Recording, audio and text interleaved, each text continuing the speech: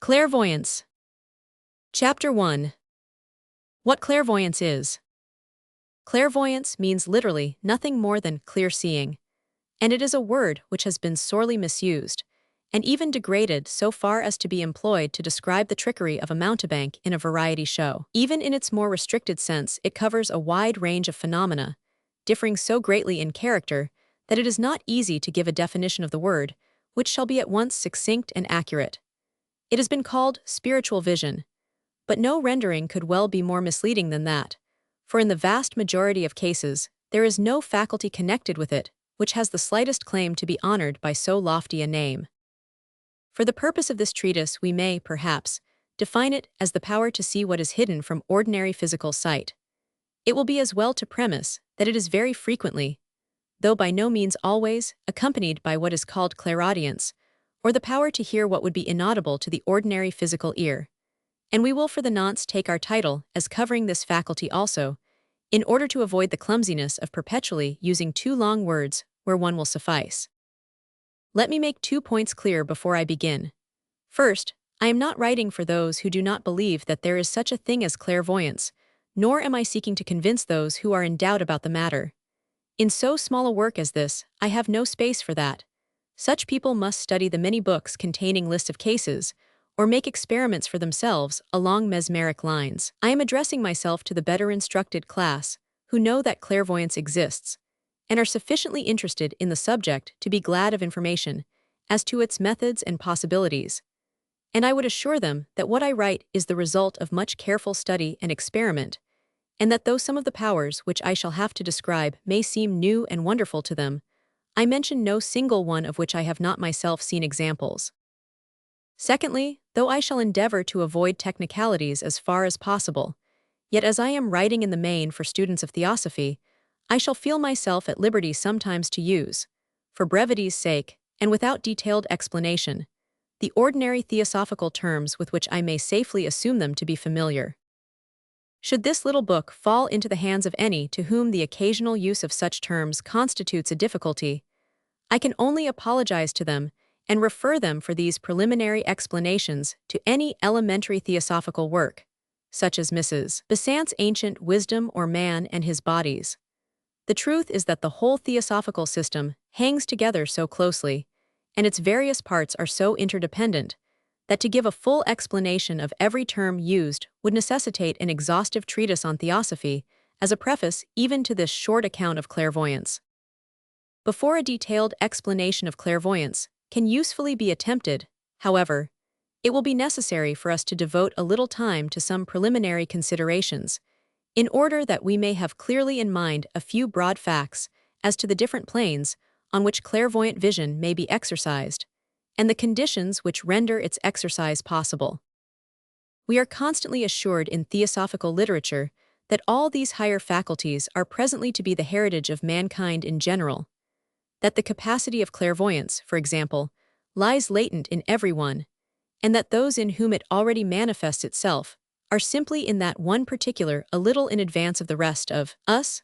Now this statement is a true one, and yet it seems quite vague and unreal to the majority of people, simply because they regard such a faculty as something absolutely different from anything they have yet experienced, and feel fairly confident that they themselves, at any rate, are not within measurable distance of its development.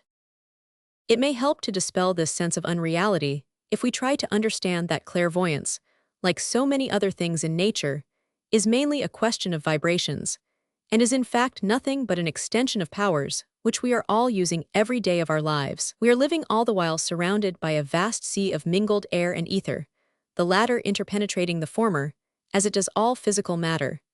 And it is chiefly by means of vibrations in that vast sea of matter that impressions reach us from the outside.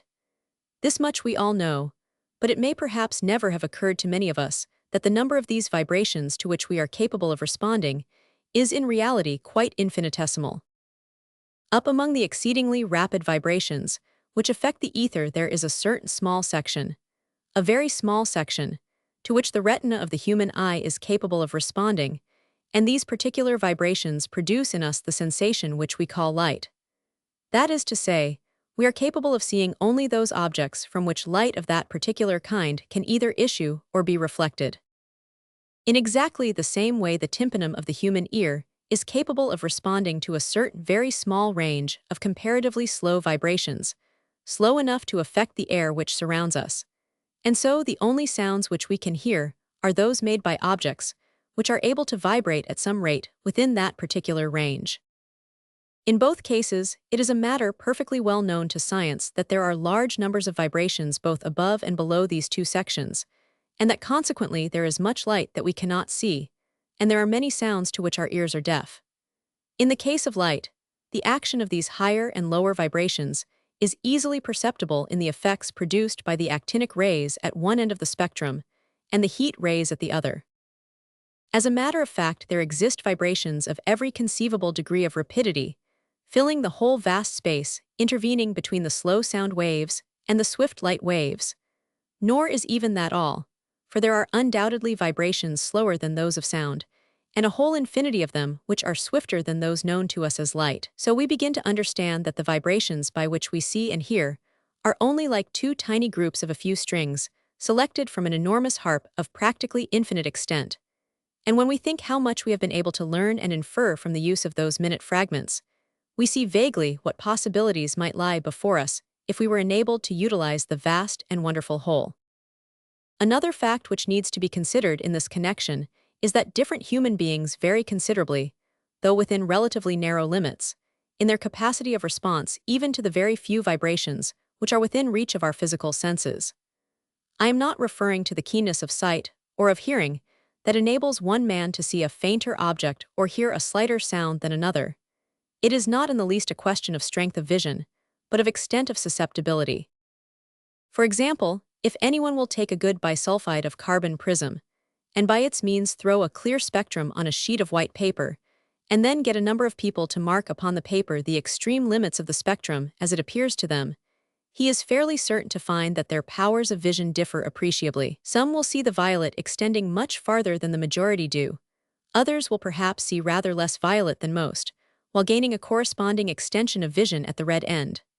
Some few, there will perhaps be who can see farther than ordinary at both ends, and these will almost certainly be what we call sensitive people, susceptible, in fact, to a greater range of vibrations than are most men of the present day. In hearing, the same difference can be tested by taking some sound which is just not too high to be audible, on the very verge of audibility as it were, and discovering how many among a given number of people are able to hear it. The squeak of a bat is a familiar instance of such a sound, and experiment will show that on a summer evening, when the whole air is full of the shrill, needle-like cries of these little animals, quite a large number of men will be absolutely unconscious of them and unable to hear anything at all. Now these examples clearly show that there is no hard and fast limit to man's power of response to either etheric or aerial vibrations, but that some among us already have that power to a wider extent than others, and it will even be found that the same man's capacity varies on different occasions. It is therefore not difficult for us to imagine that it might be possible for a man to develop this power, and thus in time to learn to see much that is invisible to his fellow men, and hear much that is inaudible to them, since we know perfectly well that enormous numbers of these additional vibrations do exist, and are simply, as it were, awaiting recognition. The experiments with the Roentgen rays give us an example of the startling results which are produced when even a very few of these additional vibrations are brought within human ken, and the transparency to these rays of many substances, hitherto considered opaque, at once shows us one way at least in which we may explain such elementary clairvoyance as is involved in reading a letter inside a closed box, or describing those present in an adjoining apartment. To learn to see by means of the Roentgen rays, in addition to those ordinarily employed, would be quite sufficient to enable anyone to perform a feat of magic of this order. So far we have thought only of an extension of the purely physical senses of man, and when we remember that a man's etheric body is in reality merely the finer part of his physical frame, and that therefore all his sense organs contain a large amount of etheric matter of various degrees of density, the capacities of which are still practically latent in most of us, we shall see that even if we confine ourselves to this line of development alone, there are enormous possibilities of all kinds already opening out before us.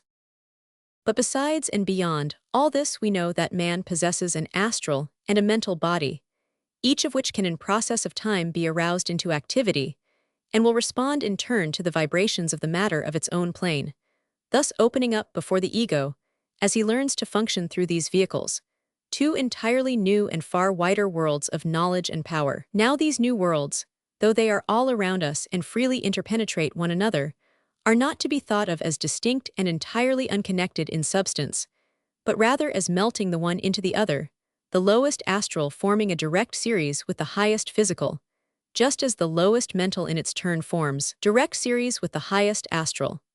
We are not called upon in thinking of them to imagine some new and strange kind of matter, but simply to think of the ordinary physical kind as subdivided so very much more finely and vibrating so very much more rapidly as to introduce us to what are practically entirely new conditions and qualities.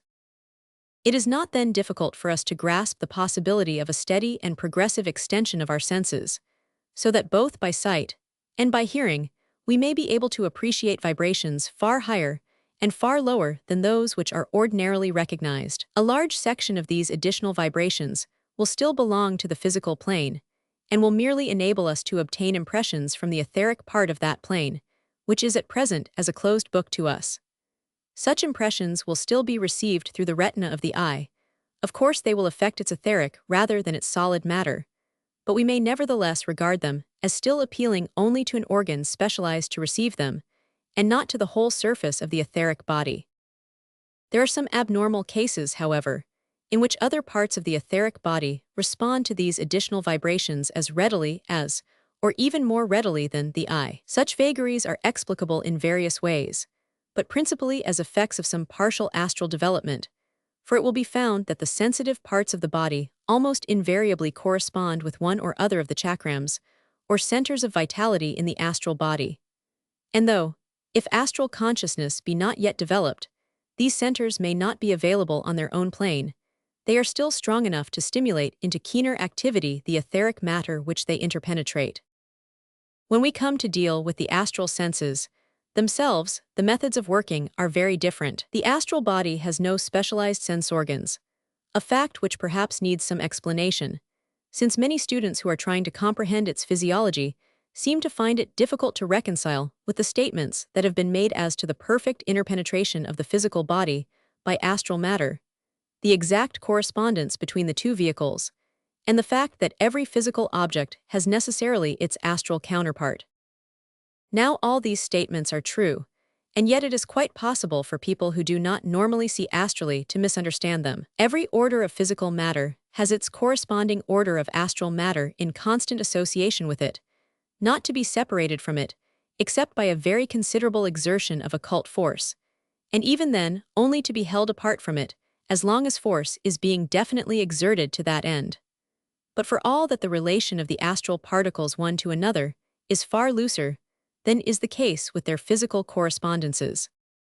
In a bar of iron, for example, we have a mass of physical molecules in the solid condition, that is to say, capable of comparatively little change in their relative positions, though each vibrating with immense rapidity in its own sphere. The astral counterpart of this consists of what we often call solid astral matter, that is, matter of the lowest and densest subplane of the astral, but nevertheless its particles are constantly and rapidly changing their relative position, moving among one another as easily as those of a liquid on the physical plane might do, so that there is no permanent association between any one physical particle and that amount of astral matter which happens at any given moment to be acting as its counterpart.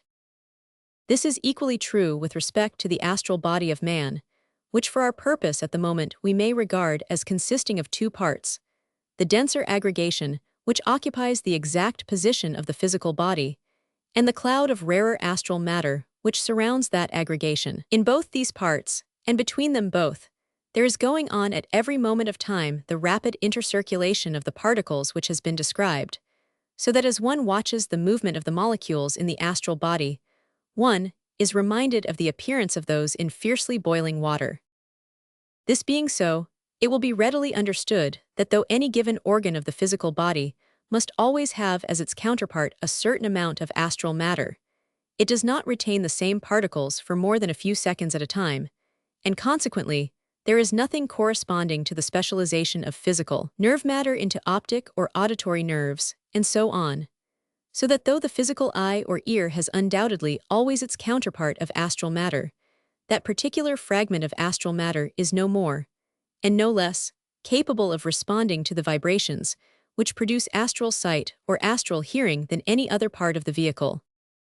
It must never be forgotten that though we constantly have to speak of astral sight or astral hearing, in order to make ourselves intelligible, all that we mean by those expressions is the faculty of responding to such vibrations as convey to the man's consciousness, when he is functioning in his astral body, information of the same character as that conveyed to him by his eyes and ears while he is in the physical body. But in the entirely different astral conditions, specialized organs are not necessary for the attainment of this result. There is matter in every part of the astral body which is capable of such response, and consequently the man functioning in that vehicle sees equally well objects behind him, beneath him, above him, without needing to turn his head.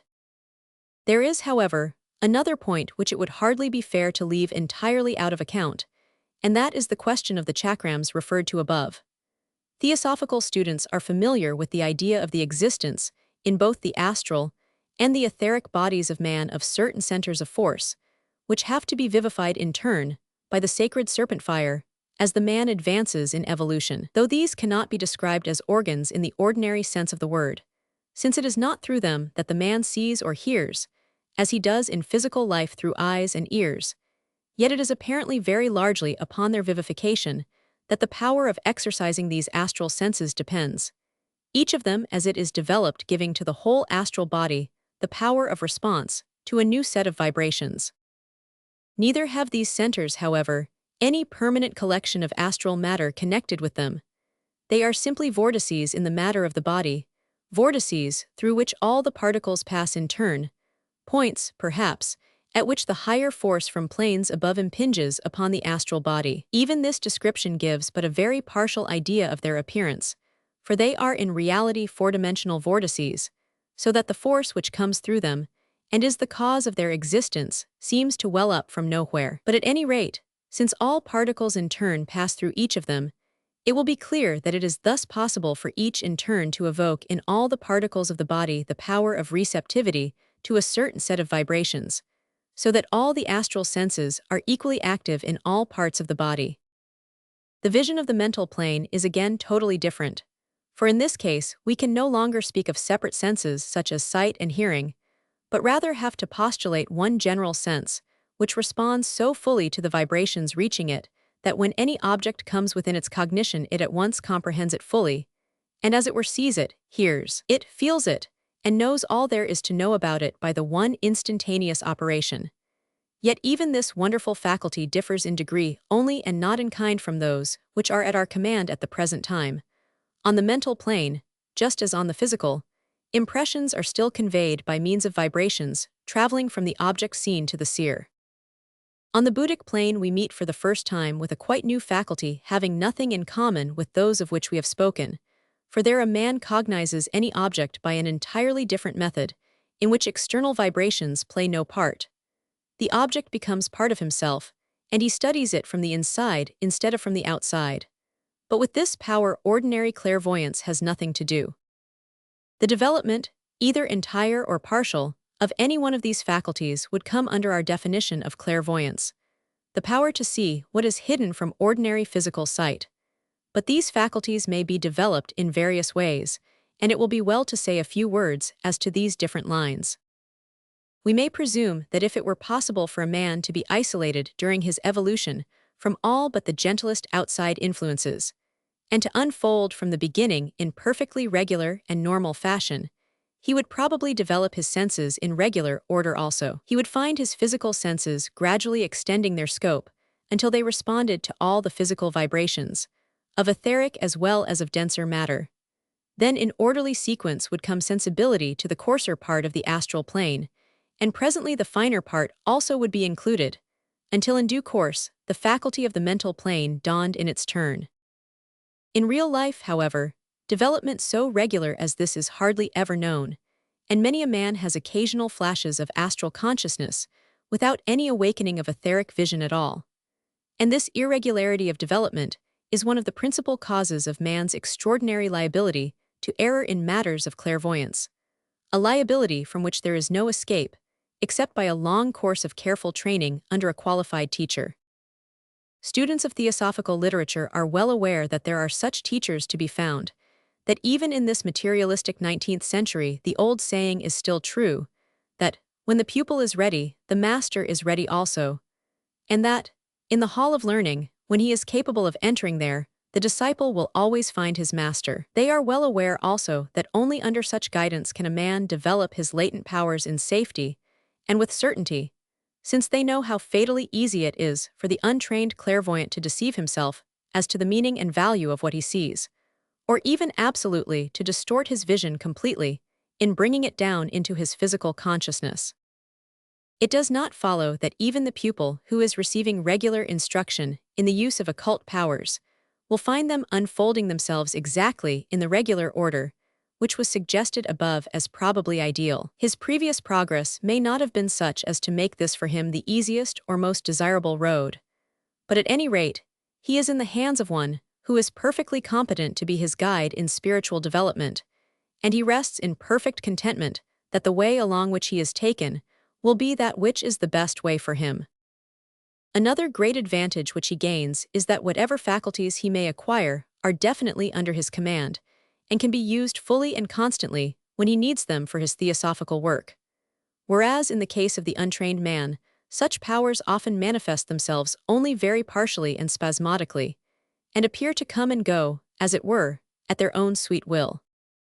It may reasonably be objected that if clairvoyant faculty is, as stated, a part of the occult development of man, and so a sign of a certain amount of progress along that line, it seems strange that it should often be possessed by primitive peoples, or by the ignorant and uncultured among our own race, persons who are obviously quite undeveloped from whatever point of view one regards them.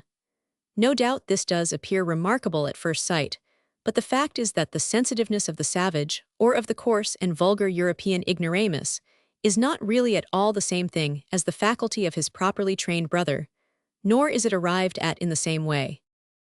An exact and detailed explanation of the difference would lead us into rather recondite technicalities, but perhaps the general idea of the distinction between the two may be caught from an example taken from the very lowest plane of clairvoyance, in close contact with the denser physical.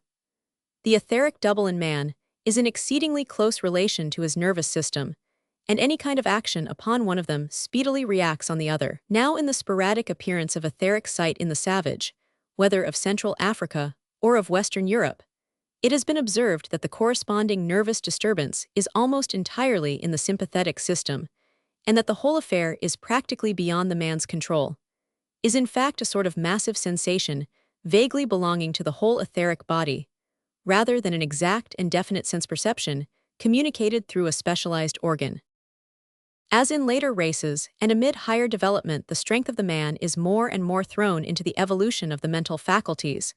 This vague sensitiveness usually disappears. But still later, when the spiritual man begins to unfold, he regains his clairvoyant power. This time, however, the faculty is a precise and exact one, under the control of the man's will, and exercised through a definite sense organ.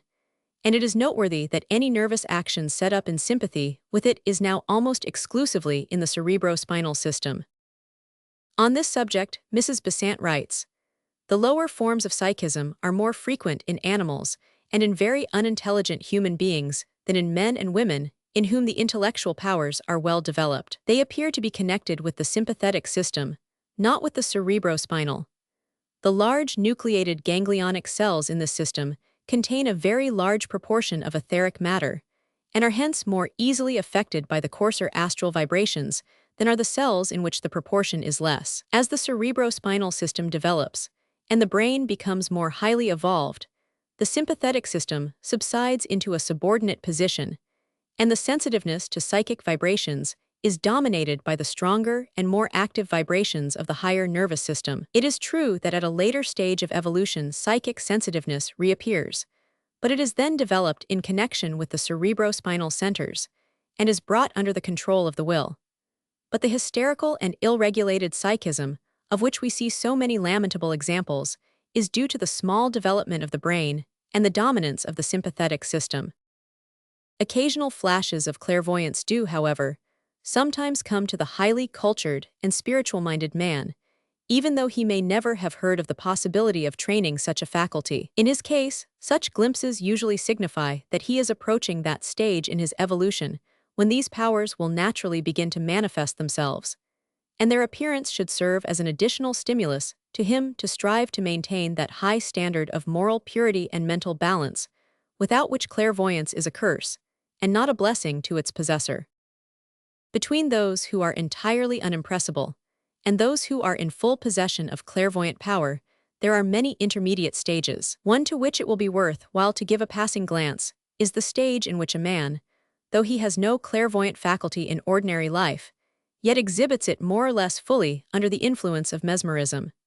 This is a case in which the psychic nature is already sensitive, but the consciousness is not yet capable of functioning in it amidst the manifold distractions of physical life. It needs to be set free by the temporary suspension of the outer senses in the mesmeric trance before it can use the diviner faculties, which are but just beginning to dawn within it. But of course, even in the mesmeric trance, there are innumerable degrees of lucidity, from the ordinary patient, who is blankly unintelligent, to the man whose power of sight is fully under the control of the operator, and can be directed whithersoever he wills, or to the more advanced stage in which, when the consciousness is once set free, it escapes altogether from the grasp of the magnetizer, and soars into fields of exalted vision where it is entirely beyond his reach. Another step along the same path is that upon which such perfect suppression of the physical as that which occurs in the hypnotic trance is not necessary, but the power of supernormal sight, though still out of reach during waking life, becomes available when the body is held in the bonds of ordinary sleep. At this stage of development stood many of the prophets and seers of whom we read, who were warned of God in a dream, or communed with beings far higher than themselves in the silent watches of the night. Most cultured people of the higher races of the world have this development to some extent. That is to say, the senses of their astral bodies are in full working order and perfectly capable of receiving impressions from objects and entities of their own plane. But to make that fact of any use to them down here in the physical body, two changes are usually necessary. First, that the ego shall be awakened to the realities of the astral plane and induced to emerge from the chrysalis formed by his own waking thoughts and look round him to observe and to learn. And secondly, that the consciousness shall be so far retained during the return of the ego into his physical body as to enable him to impress upon his physical brain the recollection of what he has seen or learnt. If the first of these changes has taken place, the second is of little importance, since the ego, the true man, will be able to profit by the information to be obtained upon that plane, even though he may not have the satisfaction of bringing through any remembrance of it into his waking life down here. Students often ask how this clairvoyant faculty will first be manifested in themselves, how they may know when they have reached the stage at which its first faint foreshadowings are beginning to be visible. Cases differ so widely that it is impossible to give to this question any answer that will be universally applicable. Some people begin by a plunge, as it were, and under some unusual stimulus become able just for once to see some striking vision, and very often in such a case, because the experience does not repeat itself, the seer comes in time to believe that on that occasion he must have been the victim of hallucination. Others begin by becoming intermittently conscious of the brilliant colors and vibrations of the human aura, yet others find themselves with increasing frequency seeing and hearing something to which those around them are blind and deaf.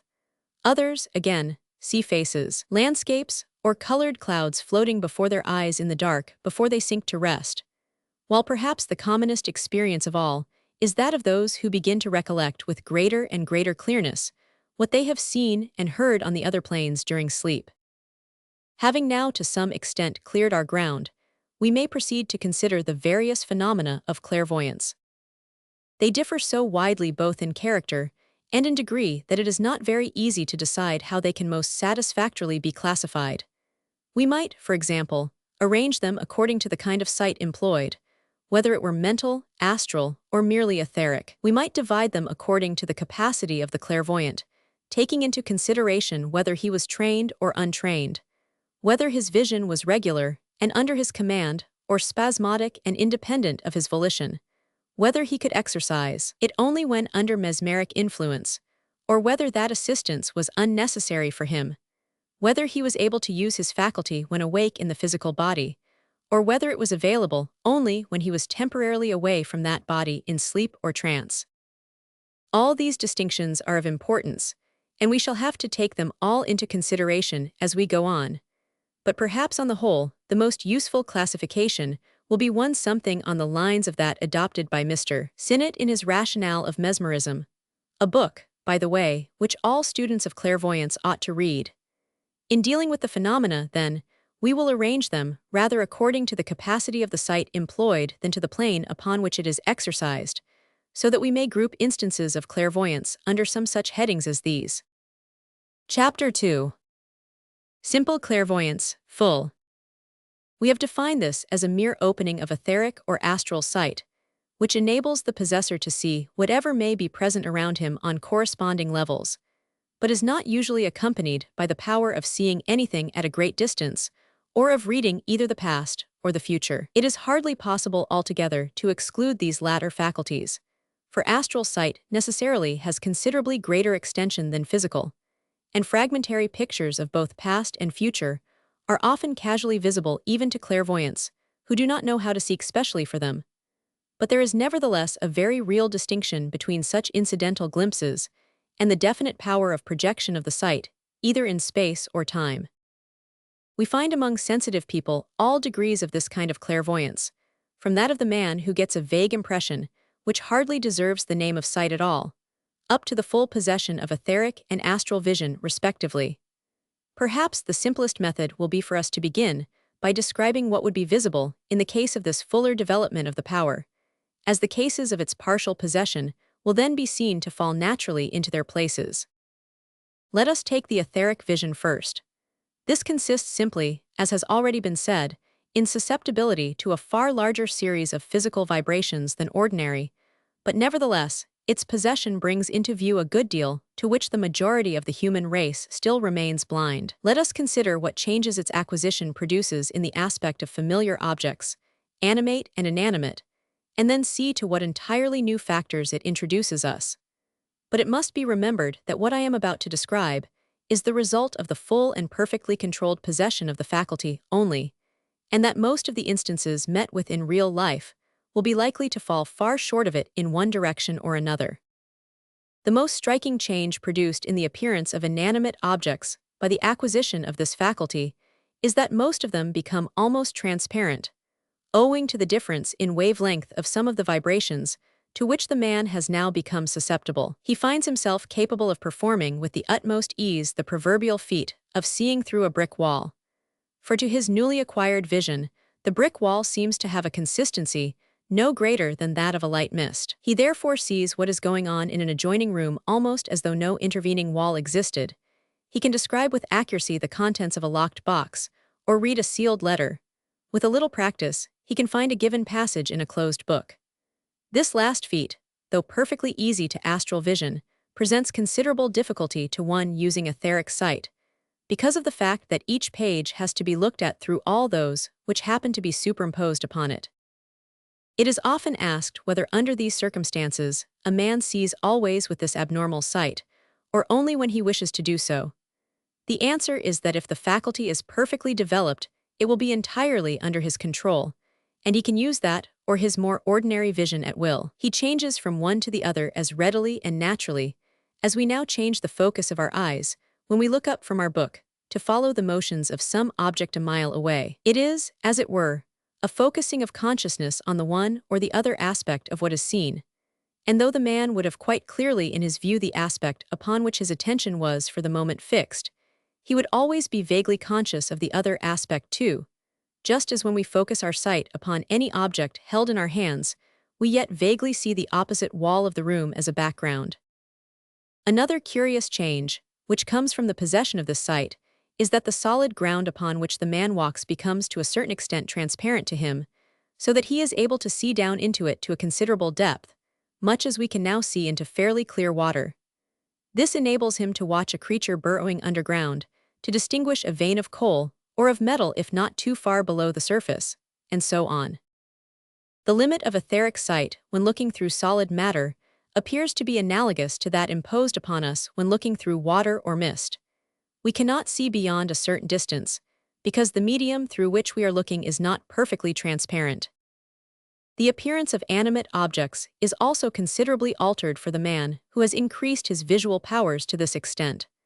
The bodies of men and animals are for him in the main transparent, so that he can watch the action of the various internal organs, and to some extent diagnose some of their diseases.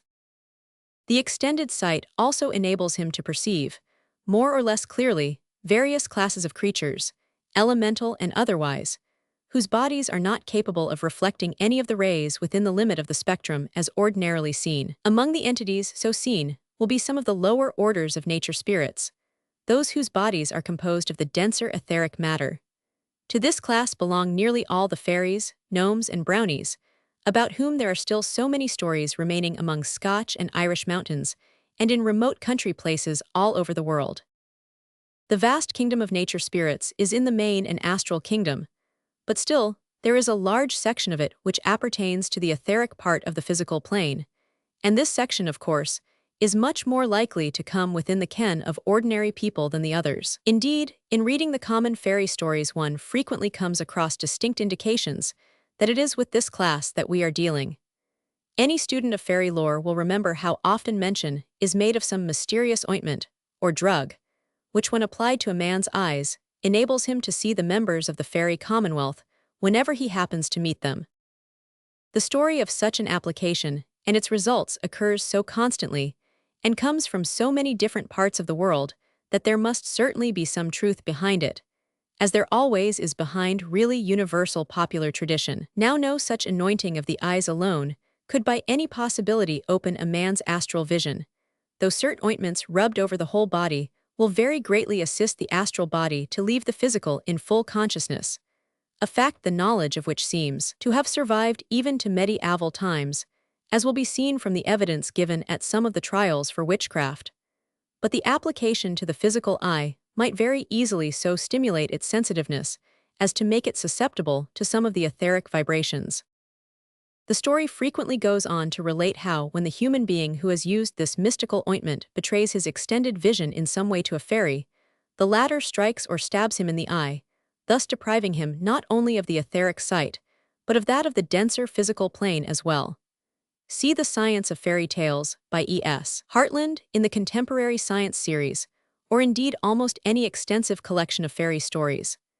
If the sight acquired had been astral, such a proceeding would have been entirely unavailing, for no injury to the physical apparatus would affect an astral faculty. But if the vision produced by the ointment were etheric, the destruction of the physical eye would in most cases at once extinguish it, since that is the mechanism by means of which it works.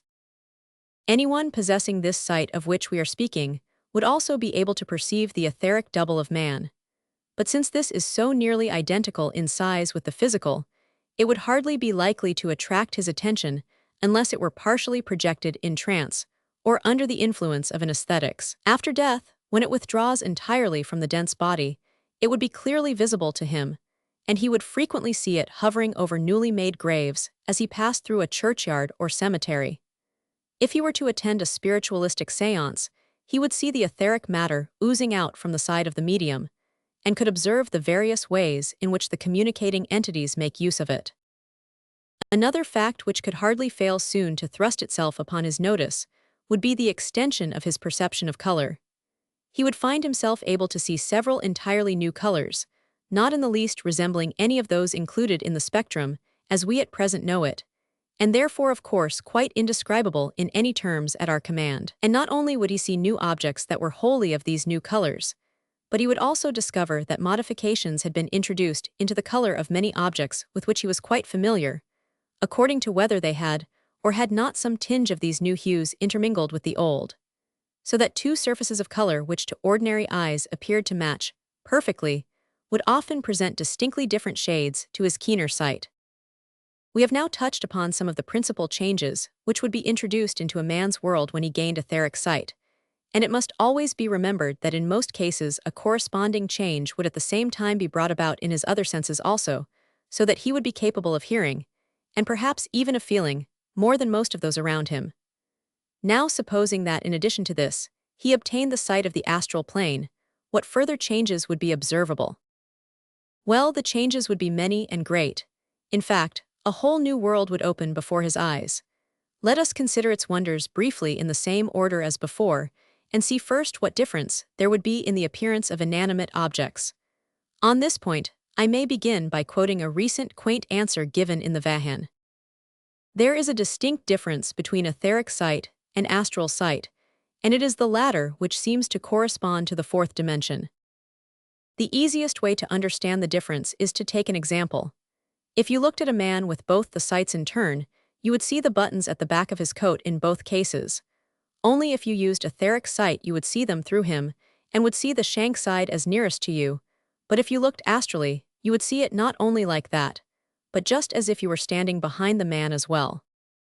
Or if you were looking etherically at a wooden cube with writing on all its sides, it would be as though the cube were glass, so that you could see through it, and you would see the writing on the opposite side all backwards, while that on the right and left sides would not be clear to you at all unless you moved, because you would see it edgewise. But if you looked at it astrally, you would see all the sides at once, and all the right way up, as though the whole cube had been flattened out before you, and you would see every particle of the inside as well, not through the others, but all flattened out. You would be looking at it from another direction, at right angles to all the directions that we know. If you look at the back of a watch etherically, you see all the wheels through it, and the face through them but backwards. If you look at it astrally, you see the face right way up and all the wheels lying separately, but nothing on the top of anything else. Here we have at once the keynote, the principal factor of the change. The man is looking at everything from an absolutely new point of view, entirely outside of anything that he has ever imagined before. He has no longer the slightest difficulty in reading any page in a closed book, because he is not now looking at it through all the other pages before it or behind it, but is looking straight down upon it, as though it were the only page to be seen. The depth at which a vein of metal or of coal may lie is no longer a barrier to his sight of it, because he is not now looking through the intervening depth of earth at all. The thickness of a wall, or the number of walls intervening between the observer and the object, would make a great deal of difference to the clearness of the etheric sight. They would make no difference whatever to the astral sight, because on the astral plane, they would not intervene between the observer and the object. Of course, that sounds paradoxical and impossible, and it is quite inexplicable to a mind not specially trained to grasp the idea, yet it is none the less absolutely true. This carries us straight into the middle of the much-vexed question of the fourth dimension, a question of the deepest interest, though one that we cannot pretend to discuss in the space at our disposal. Those who wish to study it, as it deserves, are recommended to begin with Mr. C. H. Hinton's Scientific Romances or Dr. A. T. Schofield's Another World, and then follow on with the former author's larger work, A New Era of Thought. Mr. Hinton not only claims to be able himself to grasp mentally some of the simpler fourth-dimensional figures, but also states that anyone who will take the trouble to follow out his directions may with perseverance acquire that mental grasp likewise. I am not certain that the power to do this is within the reach of everyone, as he thinks, for it appears to me to require considerable mathematical ability, but I can at any rate bear witness that the tesseract, or fourth-dimensional cube which he describes, is a reality, for it is quite a familiar figure upon the astral plane. He has now perfected a new method of representing the several dimensions by colors, instead of by arbitrary written symbols. He states that this will very much simplify the study, as the reader will be able to distinguish instantly by sight any part or feature of the tesseract. A full description of this new method, with plates, is said to be ready for the press, and is expected to appear within a year, so that intending students of this fascinating subject might do well to await its publication.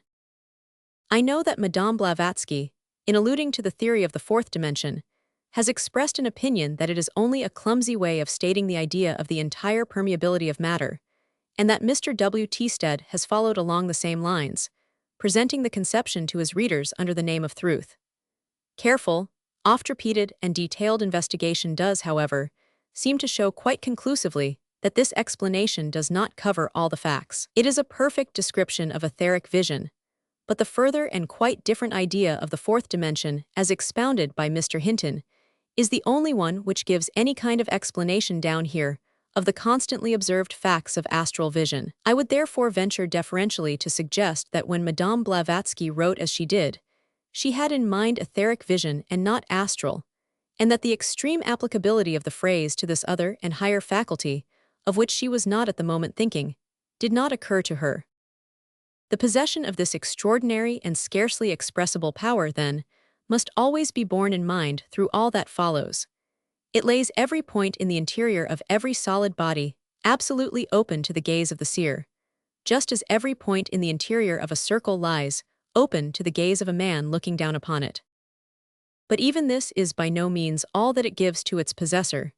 He sees not only the inside as well as the outside of every object, but also its astral counterpart. Every atom and molecule of physical matter has its corresponding astral atoms and molecules, and the mass which is built up out of these is clearly visible to our clairvoyant.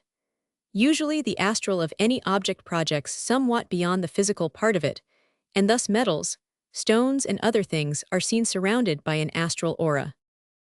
It will be seen at once that even in the study of inorganic matter, a man gains immensely by the acquisition of this vision. Not only does he see the astral part of the object at which he looks, which before was wholly hidden from him, not only does he see much more of its physical constitution than he did before, but even what was visible to him before is now seen much more clearly and truly. A moment's consideration will show that his new vision approximates much more closely to true perception than does physical sight. For example, if he looks astrally at a glass cube, its sides will all appear equal, as we know they really are, whereas on the physical plane he sees the further side in perspective. That is, it appears smaller than the nearer side, which is, of course, a mere illusion due to his physical limitations. When we come to consider the additional facilities which it offers in the observation of animate objects, we see still more clearly the advantages of the astral vision. It exhibits to the clairvoyant the aura of plants and animals, and thus in the case of the latter their desires and emotions, and whatever thoughts they may have, are all plainly shown before his eyes. But it is in dealing with human beings that he will most appreciate the value of this faculty, for he will often be able to help them far more effectually when he guides himself by the information which it gives him. He will be able to see the aura as far up as the astral body, and though that leaves all the higher part of a man still hidden from his gaze, he will nevertheless find it possible by careful observation to learn a good deal about the higher part from what is within his reach. His capacity of examining the etheric double will give him considerable advantage in locating and classifying any defects or diseases of the nervous system, while from the appearance of the astral body, he will be at once aware of all the emotions, passions, desires, and tendencies of the man before him, and even of very many of his thoughts also. As he looks at a person, he will see him surrounded by the luminous mist of the astral aura, flashing with all sorts of brilliant colors, and constantly changing in hue and brilliancy with every variation of the person's thoughts and feelings. He will see this aura flooded with the beautiful rose color of pure affection, the rich blue of devotional feeling, the hard, dull brown of selfishness, the deep scarlet of anger, the horrible lurid red of sensuality, the livid gray of fear, the black clouds of hatred and malice, or any of the other hundredfold indications so easily to be read in it by a practiced eye. And thus it will be impossible for any persons to conceal from him the real state of their feelings on any subject. These varied indications of the aura are of themselves a study of very deep interest, but I have no space to deal with them in detail here. A much fuller account of them, together with a large number of colored illustrations, will be found in my work on the subject man visible and invisible. Not only does the astral aura show him the temporary result of the emotion passing through it at the moment, but it also gives him, by the arrangement and proportion of its colors, when in a condition of comparative rest, a clue to the general disposition and character of its owner.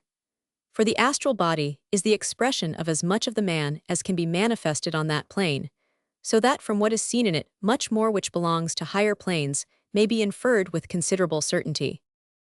In this judgment of character, our clairvoyant will be much helped by so much of the person's thought as expresses itself on the astral plane, and consequently comes within his purview. The true home of thought is on the mental plane, and all thought first manifests itself there as a vibration of the mind-body. But if it be in any way a selfish thought, or if it be connected in any way with an emotion or a desire, it immediately descends into the astral plane and takes to itself a visible form of astral matter. In the case of the majority of men, almost all thought would fall under one or other of these heads, so that practically the whole of their personality would lie clearly before our friend's astral vision, since their astral bodies and the thought forms constantly radiating from them would be to him as an open book in which their characteristics were writ so largely that he who ran might read. Anyone wishing to gain some idea as to how the thought forms present themselves to clairvoyant vision may satisfy themselves, to some extent, by examining the illustrations accompanying Mrs. Besant's valuable article on the subject in Lucifer for September 1896. We have seen something of the alteration in the appearance of both animate and inanimate objects when viewed by one possessed of full clairvoyant sight as far as the astral plane is concerned. Let us now consider what entirely new objects he will see. He will be conscious of a far greater fullness in nature in many directions, but chiefly his attention will be attracted by the living denizens of this new world. No detailed account of them can be attempted within the space at our disposal, for that the reader is referred to no. V of the Theosophical Manuals. Here we can do no more than barely enumerate a few classes only of the vast hosts of astral inhabitants. He will be impressed by the protean forms of the ceaseless tide of elemental essence, ever swirling around him, menacing often, yet always retiring before a determined effort of the will. He will marvel at the enormous army of entities temporarily called out of this ocean into separate existence by the thoughts and wishes of man, whether good or evil. He will watch the manifold tribes of the nature spirits at their work or at their play. He will sometimes be able to study with ever-increasing delight the magnificent evolution of some of the lower orders of the glorious kingdom of the Devas, which corresponds approximately to the angelic host of Christian terminology. But perhaps of even keener interest to him than any of these will be the human denizens of the astral world, and he will find them divisible into two great classes, those whom we call the living, and those others, most of them infinitely more alive, whom we so foolishly misname the dead. Among the former he will find here and there one wide awake and fully conscious, perhaps sent to bring him some message, or examining him keenly to see what progress he is making, while the majority of his neighbors, when away from their physical bodies during sleep, will drift idly by, so wrapped up in their own cogitations as to be practically unconscious of what is going on around them.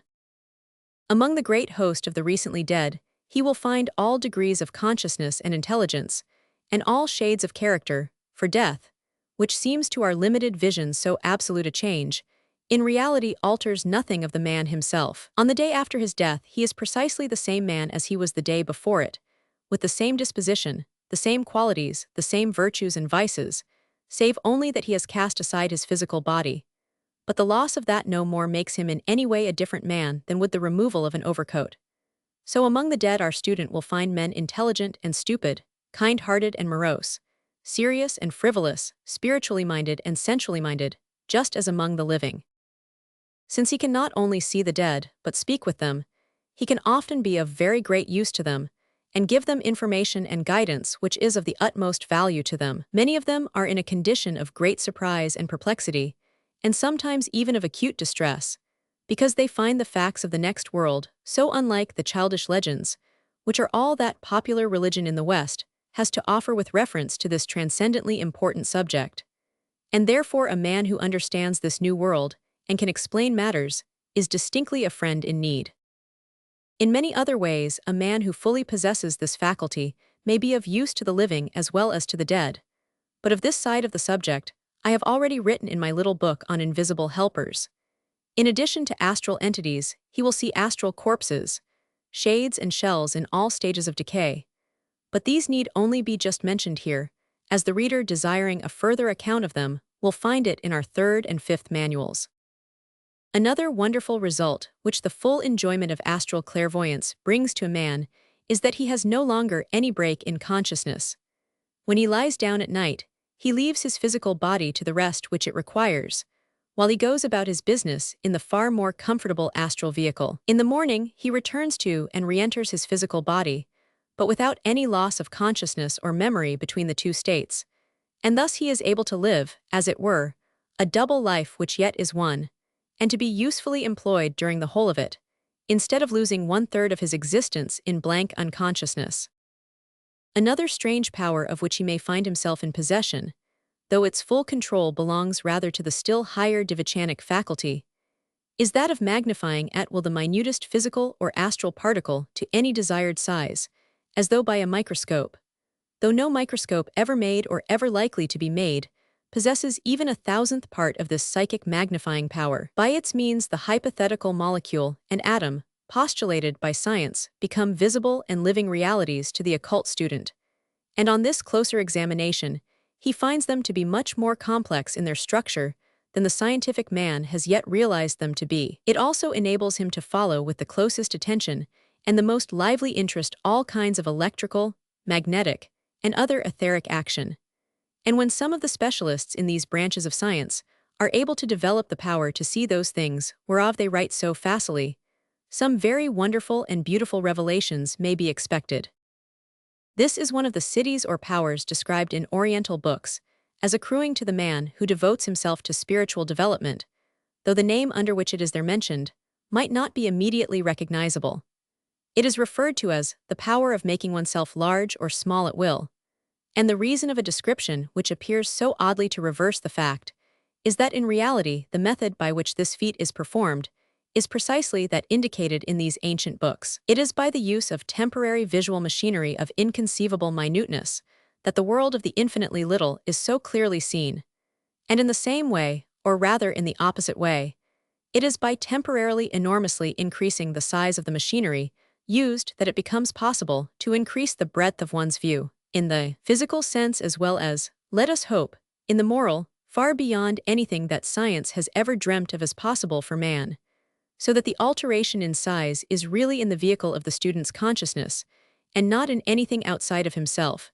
And the old Oriental book has, after all, put the case more accurately than we. Psychometry and second sight in excelsis would also be among the faculties which our friend would find at his command, but those will be more fitly dealt with under a later heading, since in almost all their manifestations they involve clairvoyance either in space or in time. I have now indicated, though only in the roughest outlines, what a trained student, possessed of full astral vision, would see in the immensely wider world to which that vision introduced him. But I have said nothing of the stupendous change in his mental attitude which comes from the experiential certainty as to the existence of the soul, its survival after death, the action of the law of karma, and other points of equally paramount importance. The difference between even the profoundest intellectual conviction and the precise knowledge gained by direct personal experience must be felt in order to be appreciated. Chapter 3. Simple Clairvoyance, Partial. The experiences of the untrained clairvoyant, and be it remembered that that class includes all European clairvoyants except a very few, will, however, usually fall very far short of what I have attempted to indicate. They will fall short in many different ways, in degree, in variety, or in permanence, and above all in precision. Sometimes, for example, a man's clairvoyance will be permanent, but very partial, extending only perhaps to one or two classes of the phenomena observable.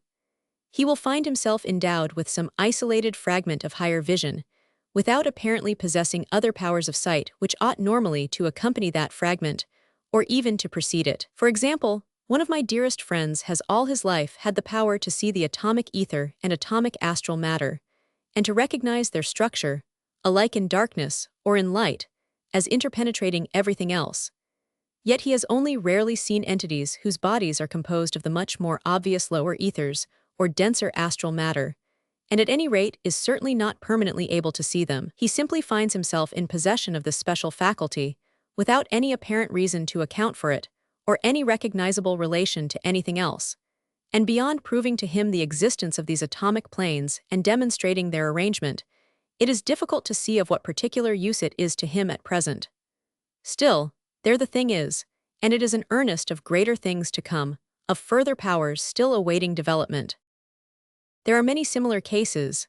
Similar, I mean, not in the possession of that particular form of sight, which is unique in my experience, but in showing the development of some one small part of the full and clear vision of the astral and etheric planes. In 9 cases out of 10, however, such partial clairvoyance will at the same time lack precision also. That is to say, there will be a good deal of vague impression and inference about it, instead of the clear-cut definition and certainty of the trained man. Examples of this type are constantly to be found, especially among those who advertise themselves as test and business clairvoyants. Then again, there are those who are only temporarily clairvoyant under certain special conditions. Among these there are various subdivisions, some being able to reproduce the state of clairvoyance at will by again setting up the same conditions, while with others it comes sporadically, without any observable reference to their surroundings, and with yet others, the power shows itself only once or twice in the whole course of their lives. To the first of these subdivisions belong those who are clairvoyant only when in the mesmeric trance, who when not so entranced are incapable of seeing or hearing anything abnormal. These may sometimes reach great heights of knowledge and be exceedingly precise in their indications, but when that is so, they are usually undergoing a course of regular training, though for some reason unable as yet to set themselves free from the leaden weight of earthly life without assistance. In the same class we may put those, chiefly Orientals, who gain some temporary sight only under the influence of certain drugs, or by means of the performance of certain ceremonies. The ceremonialist sometimes hypnotizes himself by his repetitions, and in that condition becomes to some extent clairvoyant. More often he simply reduces himself to a passive condition in which some other entity can obsess him and speak through him. Sometimes, again, his ceremonies are not intended to affect himself at all, but to invoke some astral entity who will give him the required information. But of course that is a case of magic, and not of clairvoyance. Both the drugs and the ceremonies are methods emphatically to be avoided by anyone who wishes to approach clairvoyance from the higher side, and use it for his own progress, and for the helping of others. The Central African medicine man, or witch doctor, and some of the Tartar shamans are good examples of the type. Those to whom a certain amount of clairvoyant power has come occasionally only, and without any reference to their own wish, have often been hysterical or highly nervous persons, with whom the faculty was to a large extent one of the symptoms of a disease. Its appearance showed that the physical vehicle was weakened to such a degree that it no longer presented any obstacle in the way of a certain modicum of etheric or astral vision. An extreme example of this class is the man who drinks himself into delirium tremens, and in the condition of absolute physical ruin and impure psychic excitation brought about by the ravages of that fell disease, is able to see for the time some of the loathsome elemental and other entities which he has drawn round himself by his long course of degraded and bestial indulgence. There are, however, other cases where the power of sight has appeared and disappeared without apparent reference to the state of the physical health, but it seems probable that even in those, if they could have been observed closely enough, some alteration in the condition of the etheric double would have been noticed. Those who have only one instance of clairvoyance to report in the whole of their lives are a difficult band to classify at all exhaustively, because of the great variety of the contributory circumstances. There are many among them to whom the experience has come at some supreme moment of their lives, when it is comprehensible that there might have been a temporary exaltation of faculty which would be sufficient to account for it. In the case of another subdivision of them, the solitary case has been the seeing of an apparition, most commonly of some friend or relative at the point of death. 2 possibilities are then offered for our choice, and in each of them the strong wish of the dying man is the impelling force. That force may have enabled him to materialize himself for a moment, in which case of course no clairvoyance was needed, or more probably, it may have acted mesmerically upon the percipient, and momentarily dulled his physical and stimulated his higher sensitiveness. In either case, the vision is the product of the emergency, and is not repeated simply because the necessary conditions are not repeated. There remains, however, an irresolvable residuum of cases in which a solitary instance occurs of the exercise of undoubted clairvoyance, while yet the occasion seems to us wholly trivial and unimportant. About these, we can only frame hypotheses. The governing conditions are evidently not on the physical plane, and a separate investigation of each case would be necessary before we could speak with any certainty as to its causes. In some such it has appeared that an astral entity was endeavoring to make some communication, and was able to impress only some unimportant detail on its subject, all the useful or significant part of what it had to say failing to get through into the subject's consciousness. In the investigation of the phenomena of clairvoyance, all these varied types and many others will be encountered, and a certain number of cases of mere hallucination will be almost sure to appear also, and will have to be carefully weeded out from the list of examples. The student of such a subject needs an inexhaustible fund of patience and steady perseverance, but if he goes on long enough, he will begin dimly to discern order behind the chaos, and will gradually get some idea of the great laws under which the whole evolution is working. It will help him greatly in his efforts if he will adopt the order which we have just followed.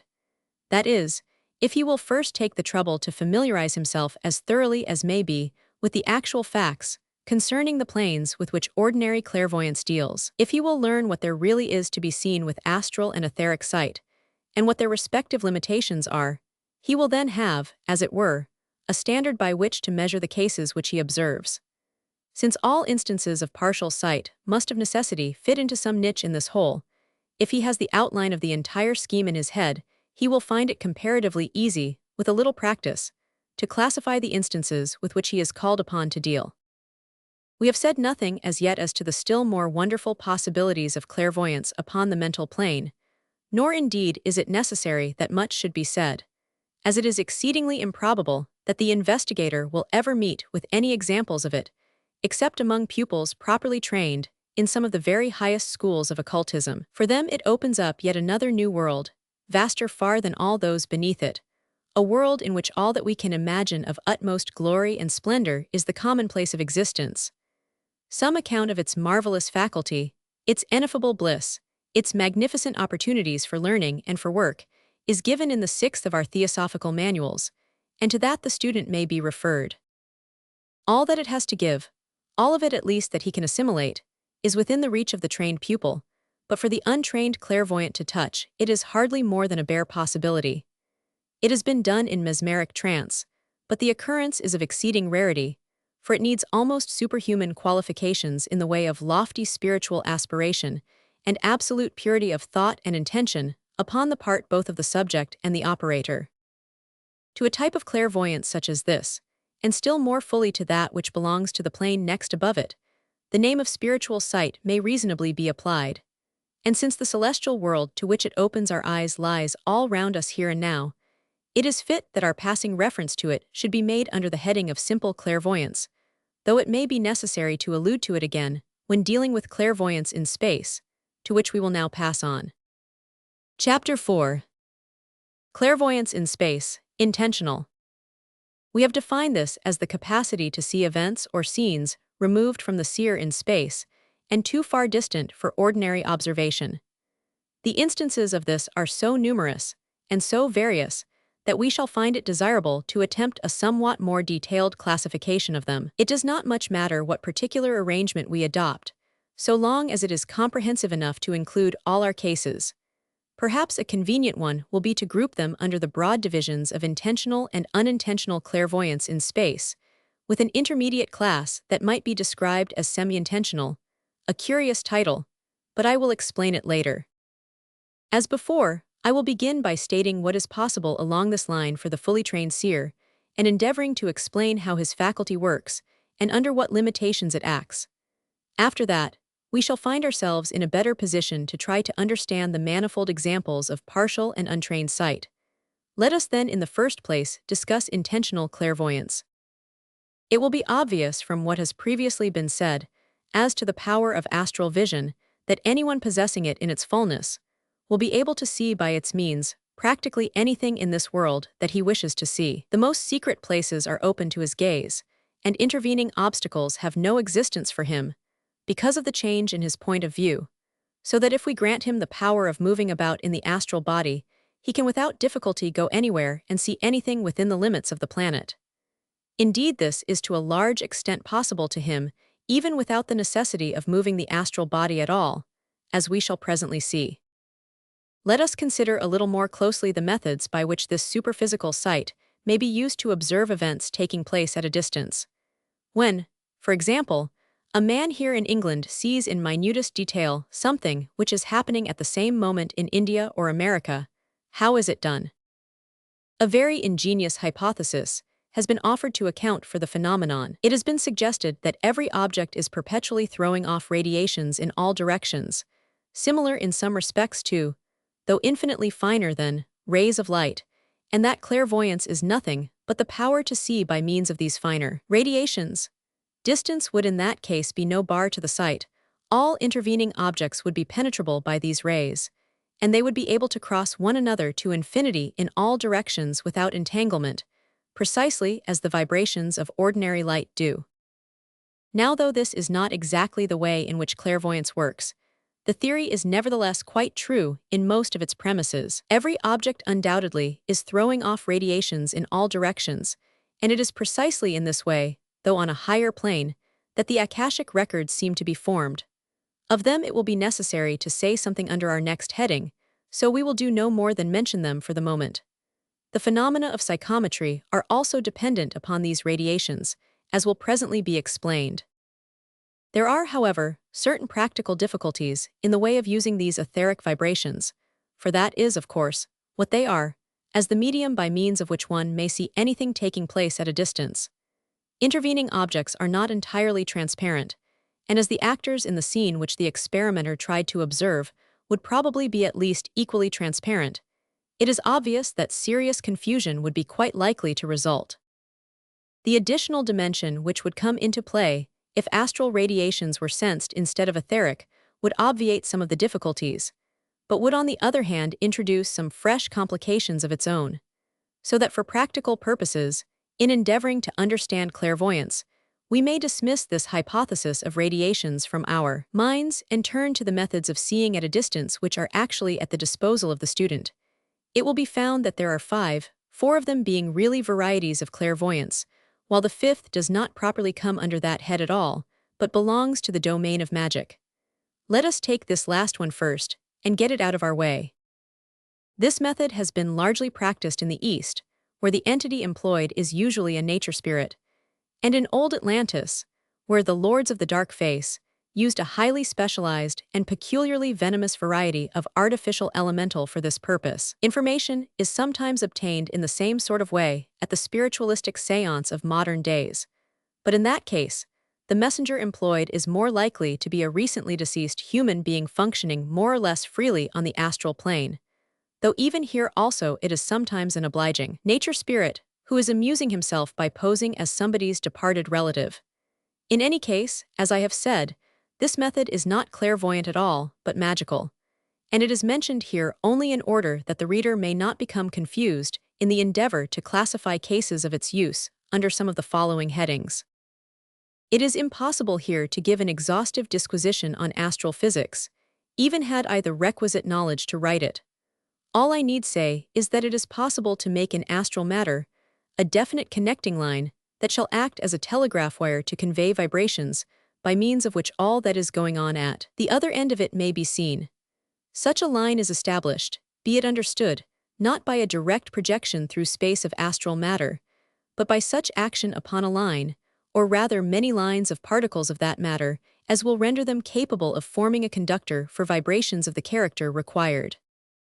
This preliminary action can be set up in two ways, either by the transmission of energy from particle to particle, until the line is formed, or by the use of a force from a higher plane, which is capable of acting upon the whole line simultaneously. Of course, this latter method implies far greater development, since it involves the knowledge of, and the power to use, forces of a considerably higher level, so that the man who could make his line in this way would not, for his own use, need a line at all, since he could see far more easily and completely by means of an altogether higher faculty.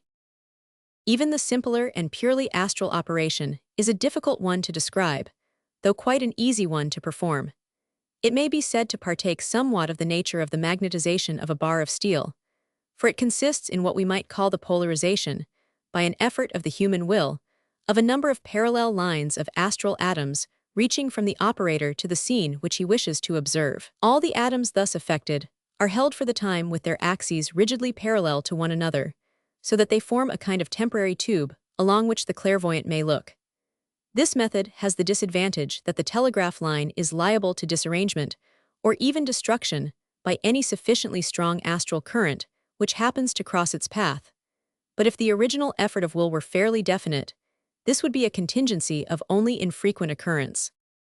The view of a distant scene obtained by means of this astral current is in many ways not unlike that seen through a telescope. Human figures usually appear very small, like those on a distant stage, but in spite of their diminutive size, they are as clear as though they were close by. Sometimes it is possible by this means to hear what is said as well as to see what is done, but as in the majority of cases this does not happen, we must consider it rather as the manifestation of an additional power than as a necessary corollary of the faculty of sight. It will be observed that in this case the seer does not usually leave his physical body at all. There is no sort of projection of his astral vehicle or of any part of himself towards that at which he is looking, but he simply manufactures for himself a temporary astral telescope. Consequently, he has, to a certain extent, the use of his physical powers even while he is examining the distant scene. For example, his voice would usually still be under his control, so that he could describe what he saw even while he was in the act of making his observations. The consciousness of the man is, in fact, distinctly still at this end of the line. This fact, however, has its limitations as well as its advantages, and these again largely resemble the limitations of the man using a telescope on the physical plane. The experimenter, for example, has no power to shift this point of view. His telescope, so to speak, has a particular field of view which cannot be enlarged or altered. He is looking at his scene from a certain direction, and he cannot suddenly turn it all round and see how it looks from the other side. If he has sufficient psychic energy to spare, he may drop altogether the telescope that he is using and manufacture an entirely new one for himself, which will approach his objective somewhat differently. But this is not a course at all likely to be adopted in practice. But it may be said, the mere fact that he is using astral sight ought to enable him to see it from all sides at once. So it would if he were using that sight in the normal way upon an object which was fairly near him, within his astral reach, as it were. But at a distance of hundreds or thousands of miles, the case is very different. Astral sight gives us the advantage of an additional dimension, but there is still such a thing as position in that dimension, and it is naturally a potent factor in limiting the use of the powers of its plane. Our ordinary three-dimensional sight enables us to see at once every point of the interior of a two-dimensional figure, such as a square, but in order to do that the square must be within a reasonable distance from our eyes. The mere additional dimension will avail a man in London, but little in his endeavor to examine a square in Calcutta. Astral sight, when it is cramped by being directed along what is practically a tube, is limited very much as physical sight would be under similar circumstances, though if possessed in perfection it will still continue to show, even at that distance, the auras, and therefore all the emotions and most of the thoughts of the people under observation. There are many people for whom this type of clairvoyance is very much facilitated if they have at hand some physical object which can be used as a starting point for their astral tube, a convenient focus for their willpower. A ball of crystal is the commonest and most effectual of such foci, since it has the additional advantage of possessing within itself qualities which stimulate psychic faculty. But other objects are also employed, to which we shall find it necessary to refer more particularly when we come to consider semi-intentional clairvoyance. In connection with this astral current form of clairvoyance, as with others, we find that there are some psychics who are unable to use it except when under the influence of mesmerism. The peculiarity in this case is that among such psychics there are two varieties, one in which by being thus set free, the man is enabled to make a telescope for himself, and another in which the magnetizer himself makes the telescope, and the subject is simply enabled to see through it. In this latter case, obviously, the subject has not enough will to form a tube for himself, and the operator, though possessed of the necessary willpower, is not clairvoyant, or he could see through his own tube without needing help. Occasionally, though rarely, the tube which is formed possesses another of the attributes of a telescope, that of magnifying the objects at which it is directed until they seem of life size. Of course, the objects must always be magnified to some extent, or they would be absolutely invisible, but usually the extent is determined by the size of the astral tube, and the whole thing is simply a tiny moving picture. In the few cases where the figures are seen as of life-size by this method, it is probable that an altogether new power is beginning to dawn. But when this happens, careful observation is needed in order to distinguish them from examples of our next class. Essentially, this form must be composed of the matter of the mental plane, but in very many cases, it would draw round itself matter of the astral plane also, and so would approach much nearer to visibility. There are, in fact, many instances in which it has been seen by the person thought of, most probably by means of the unconscious mesmeric influence emanating from the original thinker. None of the consciousness of the thinker would, however, be included within this thought form. When once sent out from him, it would normally be a quite separate entity, not indeed absolutely unconnected with its maker, but practically so as far as the possibility of receiving any impression through it is concerned. This third type of clairvoyance consists, then, in the power to retain so much connection with, and so much hold over a newly erected thought form, as will render it possible to receive impressions by means of it. Such impressions as were made upon the form would in this case be transmitted to the thinker, not along an astral telegraph line as before, but by sympathetic vibration. In a perfect case of this kind of clairvoyance, it is almost as though the seer projected a part of his consciousness into the thought form and used it as a kind of outpost, from which observation was possible. He sees almost as well as he would if he himself stood in the place of his thought form. The figures at which he is looking will appear to him as of life-size and close at hand, instead of tiny and at a distance, as in the previous case, and he will find it possible to shift his point of view if he wishes to do so. Clairaudience is perhaps less frequently associated with this type of clairvoyance than with the last, but its place is to some extent taken by a kind of mental perception of the thoughts and intentions of those who are seen.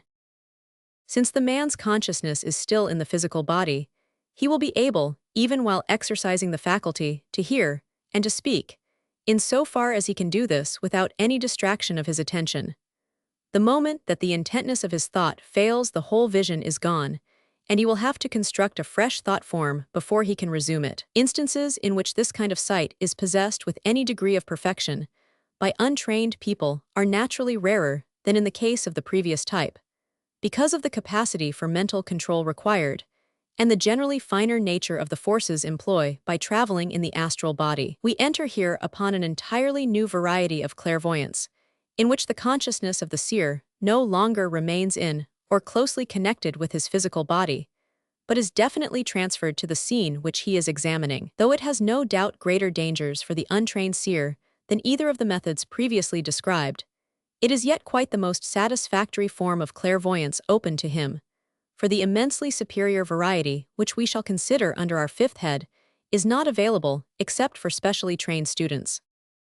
In this case, the man's body is either asleep or in trance, and its organs are consequently not available for use while the vision is going on, so that all description of what is seen, and all questioning as to further particulars, must be postponed until the wanderer returns to this plane. On the other hand, the sight is much fuller and more perfect. The man hears as well as sees everything which passes before him, and can move about freely at will within the very wide limits of the astral plane.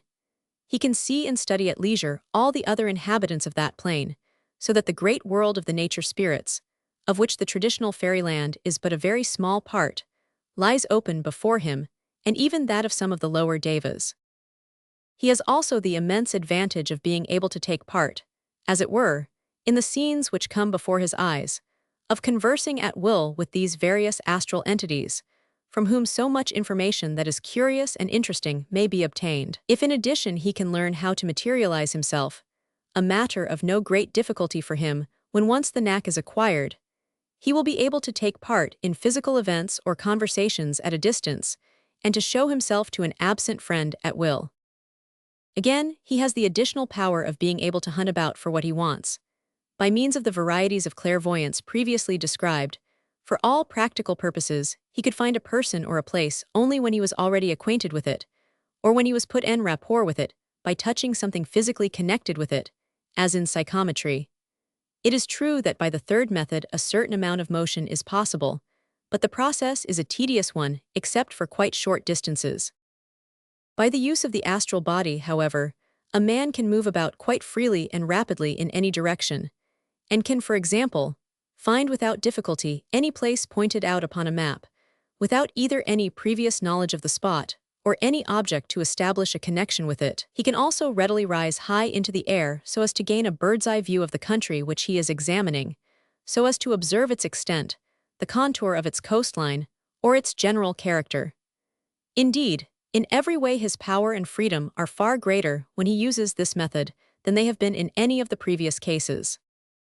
A good example of the full possession of this power is given, on the authority of the German writer Jung Stilling, by Mrs. Crowe in The Night Side of Nature, p. 127.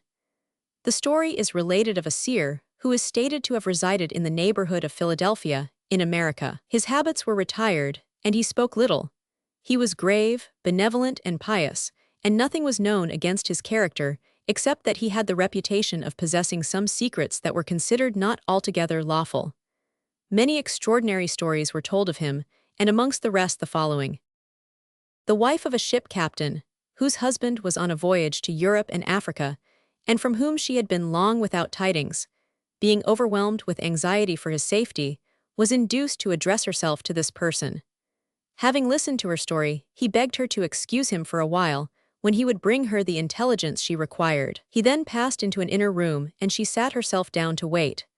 But his absence continuing longer than she expected, she became impatient, thinking he had forgotten her, and softly approaching the door she peeped through some aperture, and to her surprise beheld him lying on a sofa as motionless as if he were dead. She of course did not think it advisable to disturb him, but waited his return, when he told her that her husband had not been able to write to her for such and such reasons, but that he was then in a coffee-house in London and would very shortly be home again. Accordingly he arrived, and as the lady learnt from him that the causes of his unusual silence had been precisely those alleged by the man, she felt extremely desirous of ascertaining the truth of the rest of the information. In this she was gratified, for he no sooner set his eyes on the magician than he said that he had seen him before on a certain day in a coffee-house in London, and that he told him that his wife was extremely uneasy about him, and that he, the captain, had thereon mentioned how he had been prevented writing, adding that he was on the eve of embarking for America. He had then lost sight of the stranger amongst the throng, and knew nothing more about him. We have of course no means now of knowing what evidence Jung Stilling had of the truth of this story, though he declares himself to have been quite satisfied with the authority on which he relates it. But so many similar things have happened that there is no reason to doubt its accuracy. The seer, however, must either have developed his faculty for himself, or learnt it in some school other than that from which most of our theosophical information is derived. For in our case, there is a well-understood regulation expressly forbidding the pupils from giving any manifestation of such power, which can be definitely proved at both ends in that way, and so constitute what is called a phenomenon. That this regulation is emphatically a wise one is proved to all who know anything of the history of our society by the disastrous results which followed from a very slight temporary relaxation of it. I have given some quite modern cases almost exactly parallel to the above in my little book on invisible helpers. An instance of a lady well known to myself, who frequently thus appears to friends at a distance, is given by Mr. Stead in Real Ghost Stories, p. 27, and Mr. Andrew Lang gives, in his Dreams and Ghosts, p. 89, an account of how Mr. Cleeve, then at Portsmouth, appeared intentionally on 2 occasions to a young lady in London, and alarmed her considerably. There is any amount of evidence to be had on the subject by anyone who cares to study it seriously. This paying of intentional astral visits seems very often to become possible when the principles are loosened at the approach of death for people who were unable to perform such a feat at any other time. There are even more examples of this class than of the other.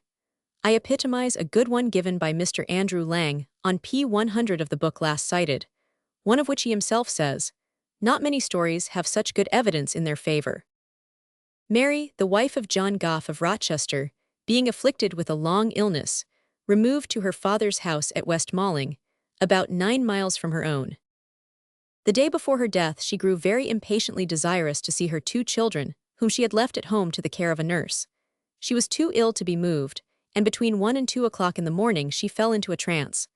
One widow Turner, who watched with her that night, says that her eyes were open and fixed, and her jaw fallen. Mrs. Turner put her hand upon her mouth but could perceive no breath. She thought her to be in a fit and doubted whether she were dead or alive. The next morning, the dying woman told her mother that she had been at home with her children, saying, "I was with them last night when I was asleep." The nurse at Rochester, Widow Alexander by name, affirms that a little before 2 o'clock that morning, she saw the likeness of the said Mary Goff come out of the next chamber, where the elder child lay in a bed by itself, the door being left open, and stood by her bedside for about a quarter of an hour. The younger child was there lying by her. Her eyes moved and her mouth went, but she said nothing. The nurse, moreover, says that she was perfectly awake. It was then daylight, being one of the longest days in the year. She sat up in bed and looked steadfastly on the apparition. In that time she heard the bridge clock strike 2, and a while after said, "In the name of the Father, Son, and Holy Ghost, what art thou?" Thereupon the apparition removed and went away. She slipped on her clothes and followed, but what became on't she cannot tell. The nurse apparently was more frightened by its disappearance than its presence, for after this she was afraid to stay in the house, and so spent the rest of the time, until 6 o'clock, in walking up and down outside. When the neighbors were awake, she told her tale to them, and they of course said she had dreamt it all. She naturally enough warmly repudiated that idea, but could obtain no credence until the news of the other side of the story arrived from West Malling, when people had to admit that there might have been something in it. A noteworthy circumstance in this story is that the mother found it necessary to pass from ordinary sleep into the profounder trance condition before she could consciously visit her children. It can, however, be paralleled here and there among the large number of similar accounts which may be found in the literature of the subject. Two other stories of precisely the same type, in which a dying mother, earnestly desiring to see her children, falls into a deep sleep, visits them and returns to say that she has done so, are given by Dr. F. G. Lee. In one of them, the mother, when dying in Egypt, appears to her children at Torquay and is clearly seen in broad daylight by all 5 of the children and also by the nursemaid. Glimpses of the Supernatural, Vol. Roman 2, p. 64. In the other, a Quaker lady dying at Cockermouth is clearly seen and recognized in daylight by her 3 children at Settle, the remainder of the story being practically identical with the one given above. Glimpses in the Twilight, p. 94. Though these cases appear to be less widely known than that of Mary Goff, the evidence of their authenticity seems to be quite as good, as will be seen by the attestations obtained by the reverend author of the works from which they are quoted. The man who fully possesses this 4th type of clairvoyance has many and great advantages at his disposal, even in addition to those already mentioned. Not only can he visit without trouble or expense all the beautiful and famous places of the earth, but if he happens to be a scholar, think what it must mean to him that he has access to all the libraries of the world. What must it be for the scientifically minded man to see taking place before his eyes so many of the processes of the secret chemistry of nature, or for the philosopher to have revealed to him so much more than ever before of the working of the great mysteries of life and death. To him, those who are gone from this plane are dead no longer, but living and within reach for a long time to come. For him, many of the conceptions of religion are no longer matters of faith, but of knowledge. Above all, he can join the army of invisible helpers and really be of use on a large scale. Undoubtedly, clairvoyance, even when confined to the astral plane, is a great boon to the student. Certainly, it has its dangers also, especially for the untrained. Danger from evil entities of various kinds, which may terrify or injure those who allow themselves to lose the courage to face them boldly. Danger of deception of all sorts, of misconceiving and misinterpreting what is seen. Greatest of all, the danger of becoming conceited about the thing, and of thinking it impossible to make a mistake. But a little common sense and a little experience should easily guard a man against these. The enormous advantages given by the possession of this power are the capacity of entering upon all the glory and the beauty of the higher land of bliss, and the possession, even when working on the astral plane, of the far more comprehensive mental sense, which opens up to the student such marvelous vistas of knowledge, and practically renders error all but impossible. This higher flight, however, is possible for the trained man only, since only under definite training can a man at this stage of evolution learn to employ his mental body as a vehicle. Before leaving the subject of full and intentional clairvoyance, it may be well to devote a few words to answering 1 or 2 questions as to its limitations, which constantly occur to students. Is it possible, we are often asked, for the seer to find any person with whom he wishes to communicate, anywhere in the world, whether he be living or dead. To this reply must be a conditional affirmative. Yes, it is possible to find any person if the experimenter can, in some way or other, put himself en rapport with that person. It would be hopeless to plunge vaguely into space to find a total stranger among all the millions around us without any kind of clue. But on the other hand, a very slight clue would usually be sufficient. If the clairvoyant knows anything of the man whom he seeks, he will have no difficulty in finding him, for every man has what may be called a kind of musical chord of his own, a chord which is the expression of him as a whole, produced perhaps by a sort of average of the rates of vibration of all his different vehicles on their respective planes.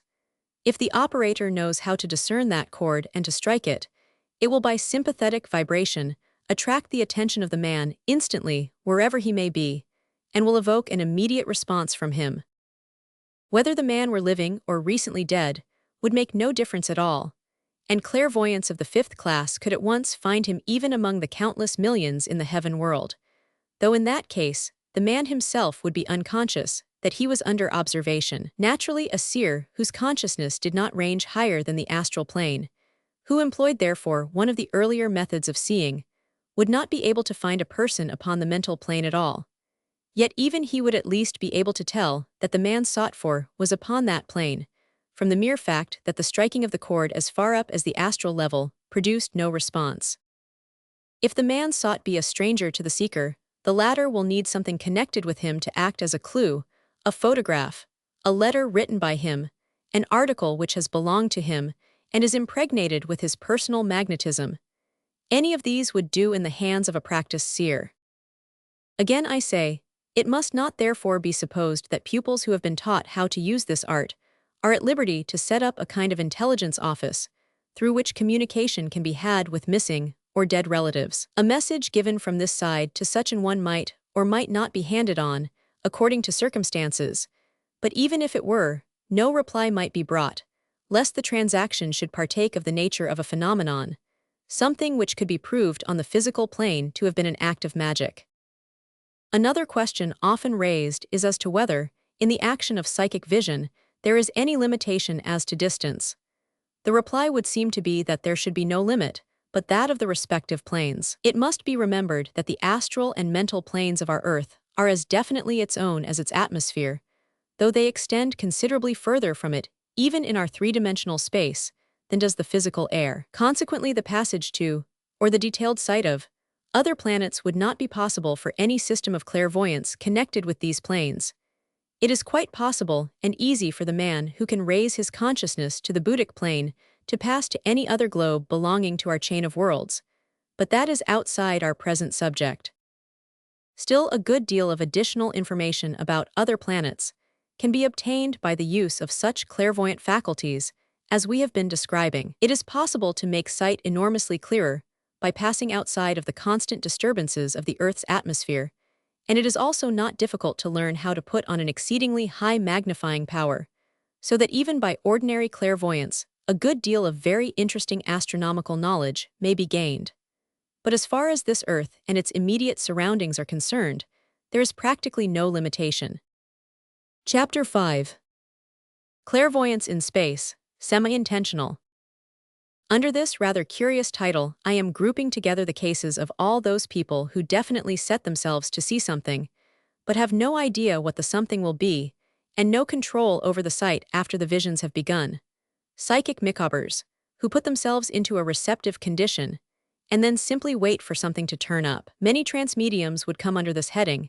They either in some way hypnotize themselves, or are hypnotized by some spirit guide, and then they describe the scenes or persons that happen to float before their vision. Sometimes, however, when in this condition they see what is taking place at a distance, and so they come to have a place among our clairvoyants in space. But the largest and most widely spread band of these semi-intentional clairvoyants are the various kinds of crystal gazers, those who, as Mr. Andrew Lang puts it, stare into a crystal ball, a cup, a mirror, a blob of ink, Egypt and India, a drop of blood among the Maoris of New Zealand, a bowl of water, Red Indian, a pond, Roman and African, water in a glass bowl in Fez, or almost any polished surface, dreams and ghosts, p. 57. 2 pages later, Mr. Lang gives us a very good example of the kind of vision most frequently seen in this way. I had given a glass ball, he says, to a young lady, Miss Bailey, who had scarcely any success with it. She lent it to Miss Leslie, who saw a large, square, old-fashioned red sofa covered with muslin, which she found in the next country house she visited. Miss Bailey's brother, a young athlete, laughed at these experiments, took the ball into the study, and came back looking gash. He admitted that he had seen a vision, somebody he knew under a lamp. He would discover during the week whether he saw right or not. This was at 5:30 on a Sunday afternoon. On Tuesday, Mr. Bailey was at a dance in a town some 40 miles from his home and met a Miss Preston.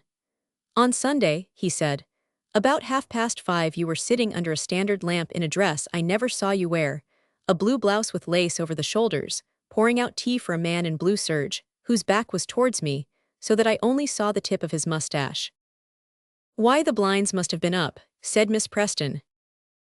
I was at Dulby, said Mr. Bailey, and he undeniably was.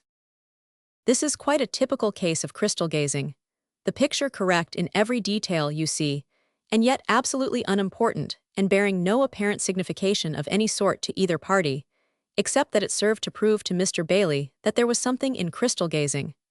Perhaps more frequently, the visions tend to be of a romantic character, men in foreign dress, or beautiful though generally unknown landscapes. Now, what is the rationale of this kind of clairvoyance? As I have indicated above, it belongs usually to the astral current type, and the crystal or other object simply acts as a focus for the willpower of the seer, and a convenient starting point for his astral tube. There are some who can influence what they will see by their will, that is to say, they have the power of pointing their telescope as they wish. But the great majority just form a fortuitous tube and see whatever happens to present itself at the end of it. Sometimes it may be a scene comparatively near at hand, as in the case just quoted. At other times, it will be a faraway oriental landscape. At others yet, it may be a reflection of some fragment of an Akashic record, and then the picture will contain figures in some antique dress, and the phenomenon belongs to our third large division of clairvoyance in time. It is said that visions of the future are sometimes seen in crystals also, a further development to which we must refer later. I have seen a clairvoyant use, instead of the ordinary shining surface, a dead black one, produced by a handful of powdered charcoal in a saucer. Indeed, it does not seem to matter much what is used as a focus, except that pure crystal has an undoubted advantage over other substances in that its peculiar arrangement of elemental essence renders it specially stimulating to the psychic faculties.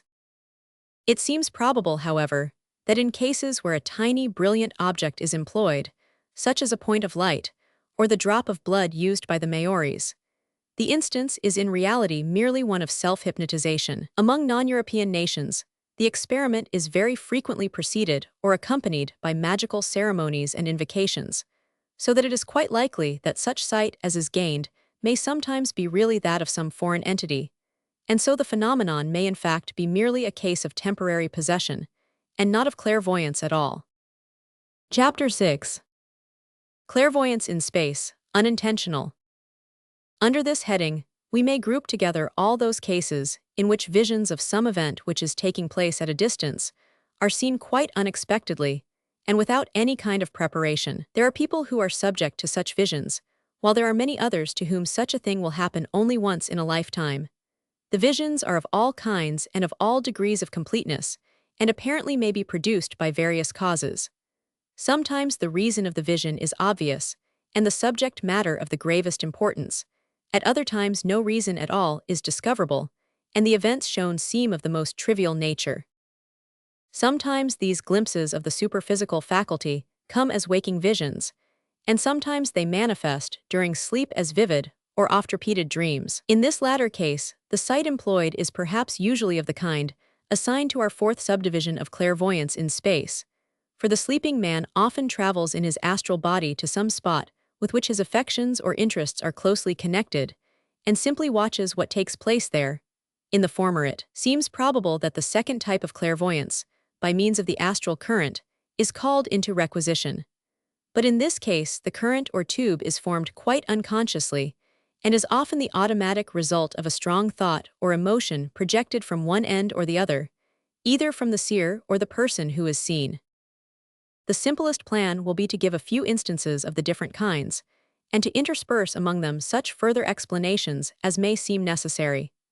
Mr. Stead has collected a large and varied assortment of recent and well-authenticated cases in his Real Ghost Stories, and I will select some of my examples from them, occasionally condensing slightly to save space.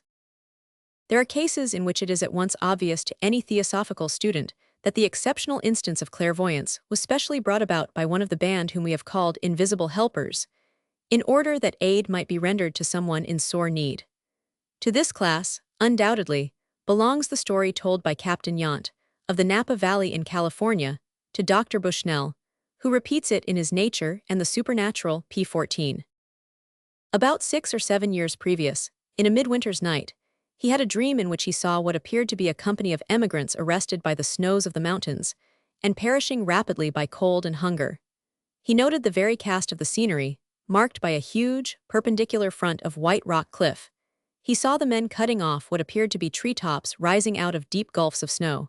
He distinguished the very features of the persons and the look of their particular distress. He awoke profoundly impressed by the distinctness and apparent reality of the dream. He at length fell asleep and dreamed exactly the same dream over again. In the morning, he could not expel it from his mind. Falling in shortly after with an old hunter comrade, he told his story, and was only the more deeply impressed by his recognizing, without hesitation, the scenery of the dream. This comrade came over the Sierra by the Carson Valley Pass, and declared that a spot in the pass exactly answered his description.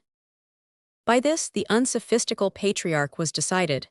He immediately collected a company of men, with mules and blankets, and all necessary provisions. The neighbors were laughing meantime at his credulity. "No matter," he said, "I am able to do this, and I will, for I verily believe that the fact is according to my dream." The men were sent into the mountains 150 miles distant direct to the Carson Valley Pass, and there they found the company exactly in the condition of the dream, and brought in the remnant alive.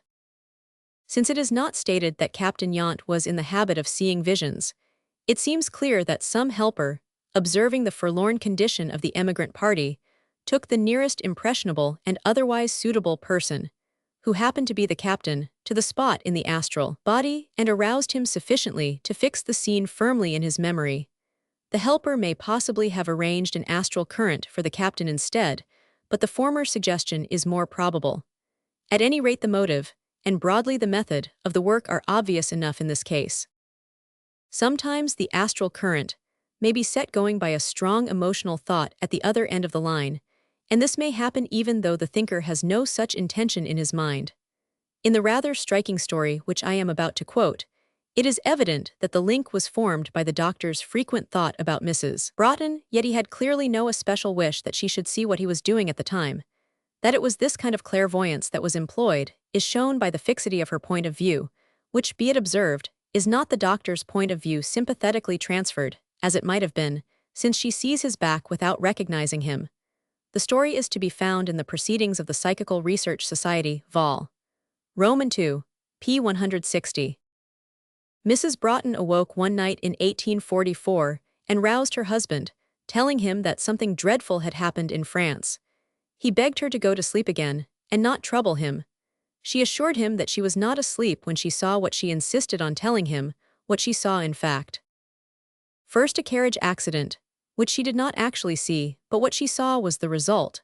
A broken carriage, a crowd collected, a figure gently raised and carried into the nearest house, then a figure lying on a bed which she then recognized as the Duke of Orleans. Gradually friends collecting round the bed, among them several members of the French royal family, the Queen, then the King, all silently, tearfully, watching the evidently dying Duke. One man, she could see his back but did not know who he was a doctor. He stood bending over the Duke, feeling his pulse with his watch in the other hand, and then all passed away and she saw no more. As soon as it was daylight, she wrote down in her journal all that she had seen. It was before the days of electric telegraph, and 2 or more days passed before the Times announced the death of the Duke of Orleans. Visiting Paris a short time afterwards, she saw and recognized the place of the accident and received the explanation of her impression. The doctor who attended the dying Duke was an old friend of hers, and as he watched by the bed, his mind had been constantly occupied with her and her family. A commoner instance is that in which strong affection sets up the necessary current. Probably a fairly steady stream of mutual thought is constantly flowing between the two parties in the case, and some sudden need or dire extremity on the part of one of them indues this stream temporarily with the polarizing power which is needful to create the astral telescope. An illustrative example is quoted from the same proceedings, Vol. I. p. 30. On September 9, 1848, at the siege of Moulton, Major General R. C.B., then adjutant of his regiment, was most severely and dangerously wounded, and supposing himself to be dying, asked one of the officers with him to take the ring off his finger and send it to his wife, who at the time was fully 150 miles distant at Ferozpur. On the night of September 9, 1848, writes his wife, I was lying on my bed between sleeping and waking when I distinctly saw my husband being carried off the field seriously wounded and heard his voice saying, "Take this ring off my finger and send it to my wife." All the next day I could not get the sight or the voice out of my mind. In due time I heard of General R. having been severely wounded in the assault of Moulton. He survived, however, and is still living. It was not for some time after the siege that I heard from General 50, the officer who helped to carry my husband off the field, that the request as to the ring was actually made by him, just as I heard it at Ferozpur at that very time. Then there is the very large class of casual clairvoyant visions, which have no traceable cause, which are apparently quite meaningless, and have no recognizable relation to any events known to the seer. To this class belong many of the landscapes seen by some people just before they fall asleep. I quote a capital and very realistic account of an experience of this sort from Mr. W. T. Stead's Real Ghost Stories, p. 65. I got into bed but was not able to go to sleep. I shut my eyes and waited for sleep to come. Instead of sleep, however, there came to me a succession of curiously vivid clairvoyant pictures. There was no light in the room, and it was perfectly dark. I had my eyes shut also, but notwithstanding the darkness I suddenly was conscious of looking at a scene of singular beauty. It was as if I saw a living miniature about the size of a magic lantern slide. At this moment I can recall the scene as if I saw it again. It was a seaside piece. The moon was shining upon the water, which rippled slowly onto the beach. Right before me, a long mole ran into the water. On either side of the mole, irregular rocks stood up above the sea level. On the shore stood several houses, square and rude, which resembled nothing that I had ever seen in house architecture. No one was stirring, but the moon was there, and the sea and the gleam of the moonlight on the rippling waters, just as if I had been looking on the actual scene. It was so beautiful that I remember thinking that if it continued, I should be so interested in looking at it that I should never go to sleep. I was wide awake, and at the same time that I saw the scene I distinctly heard the dripping of the rain outside the window. Then suddenly, without any apparent object or reason, the scene changed. The moonlit sea vanished, and in its place I was looking right into the interior of a reading room. It seemed as if it had been used as a schoolroom in the daytime and was employed as a reading room in the evening. I remember seeing one reader who had a curious resemblance to Tim Harrington, although it was not he, hold up a magazine or book in his hand and laugh. It was not a picture, it was there. The scene was just as if you were looking through an opera glass. You saw the play of the muscles, the gleaming of the eye, every movement of the unknown persons in the unnamed place into which you were gazing. I saw all that without opening my eyes, nor did my eyes have anything to do with it.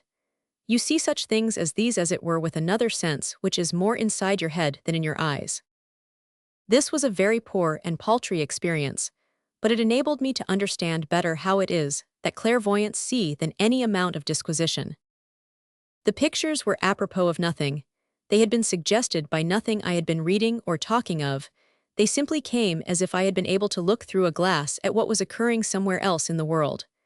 I had my peep, and then it passed, nor have I had a recurrence of a similar experience. Mr. Stead regards that as a poor and paltry experience, and it may perhaps be considered so when compared with the greater possibilities, yet I know many students who would be very thankful to have even so much of direct personal experience to tell. Small though it may be in itself, it at once gives the seer a clue to the whole thing, and clairvoyance would be a living actuality to a man who had seen even that much in a way that it could never have been without that little touch with the unseen world. These pictures were much too clear to have been mere reflections of the thought of others, And besides, the description unmistakably shows that they were views seen through an astral telescope. So either Mr. Stead must quite unconsciously have set a current going for himself, or, which is much more probable, some kindly astral entity set it in motion for him, and gave him, to while away a tedious delay, any pictures that happened to come handy at the end of the tube. Chapter 7. Clairvoyance in Time, the Past. Clairvoyance in time, that is to say, the power of reading the past and the future, is, like all the other varieties, possessed by different people in very varying degrees, ranging from the man who has both faculties fully at his command, down to one who only occasionally gets involuntary and very imperfect glimpses or reflections of these scenes of other days. A person of the latter type might have, let us say, a vision of some event in the past, but it would be liable to the most serious distortion, and even if it happened to be fairly accurate, it would almost certainly be a mere isolated picture, and he would probably be quite unable to relate it to what had occurred before or after it, or to account for anything unusual which might appear in it. The trained man, on the other hand, could follow the drama connected with his picture backwards or forwards to any extent that might seem desirable, and trace out with equal ease the causes which had led up to it, or the results which it in turn would produce.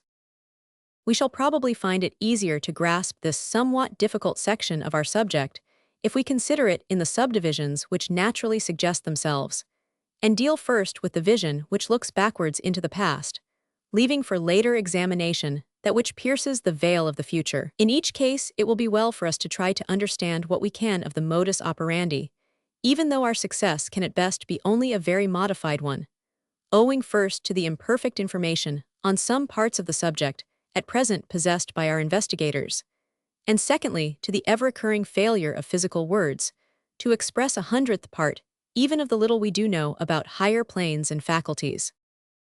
In the case, then, of a detailed vision of the remote past, how is it obtained, and to what plane of nature does it really belong? The answer to both these questions is contained in the reply that it is read from the Akashic records, but that statement in return will require a certain amount of explanation for many readers. The word is in truth somewhat of a misnomer, for though the records are undoubtedly read from the Akasha, or matter of the mental plane, yet it is not to it that they really belong. Still worse is the alternative title, Records of the Astral Light, which has sometimes been employed, for these records lie far beyond the astral plane, and all that can be obtained on it are only broken glimpses of a kind of double reflection of them, as will presently be explained. Like so many others of our theosophical terms, the word Akasha has been very loosely used. In some of our earlier books, it was considered as synonymous with astral light, and in others, it was employed to signify any kind of invisible matter, from mula prakriti down to the physical ether. In later books, its use has been restricted to the matter of the mental plane, and it is in that sense that the records may be spoken of as Akashic, for although they are not originally made on that plane any more than on the astral, yet it is there that we first come definitely into contact with them and find it possible to do reliable work with them. This subject of the records is by no means an easy one to deal with, for it is one of that numerous class which requires for its perfect comprehension faculties of a far higher order than any which humanity has yet evolved. The real solution of its problems lies on planes far beyond any that we can possibly know at present, and any view that we take of it must necessarily be of the most imperfect character, since we cannot but look at it from below instead of from above. The idea which we form of it must therefore be only partial, yet it need not mislead us unless we allow ourselves to think of the tiny fragment, which is all that we can see as though it were the perfect whole. If we are careful that such conceptions as we may form shall be accurate as far as they go, we shall have nothing to unlearn, though much to add, when in the course of our further progress we gradually acquire the higher wisdom. Be it understood then at the commencement that a thorough grasp of our subject is an impossibility at the present stage of our evolution, and that many points will arise as to which no exact explanation is yet obtainable, though it may often be possible to suggest analogies, and to indicate the lines along which an explanation must lie. Let us then try to carry back our thoughts to the beginning of this solar system to which we belong. We are all familiar with the ordinary astronomical theory of its origin, that which is commonly called the nebular hypothesis, according to which it first came into existence as a gigantic glowing nebula, of a diameter far exceeding that of the orbit of even the outermost of the planets. And then, as in the course of countless ages that enormous sphere gradually cooled and contracted, the system as we know it was formed.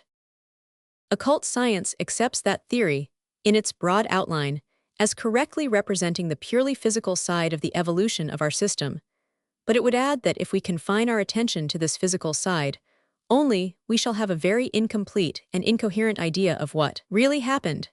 It would postulate, to begin with, that the exalted being who undertakes the formation of a system, whom we sometimes call the logos of the system, first of all forms in his mind a complete conception of the whole of it with all its successive chains of worlds. By the very act of forming that conception, he calls the whole into simultaneous objective existence on the plane of his thought, a plane of course far above all those of which we know anything, from which the various globes descend when required into whatever state of further objectivity may be respectively destined for them.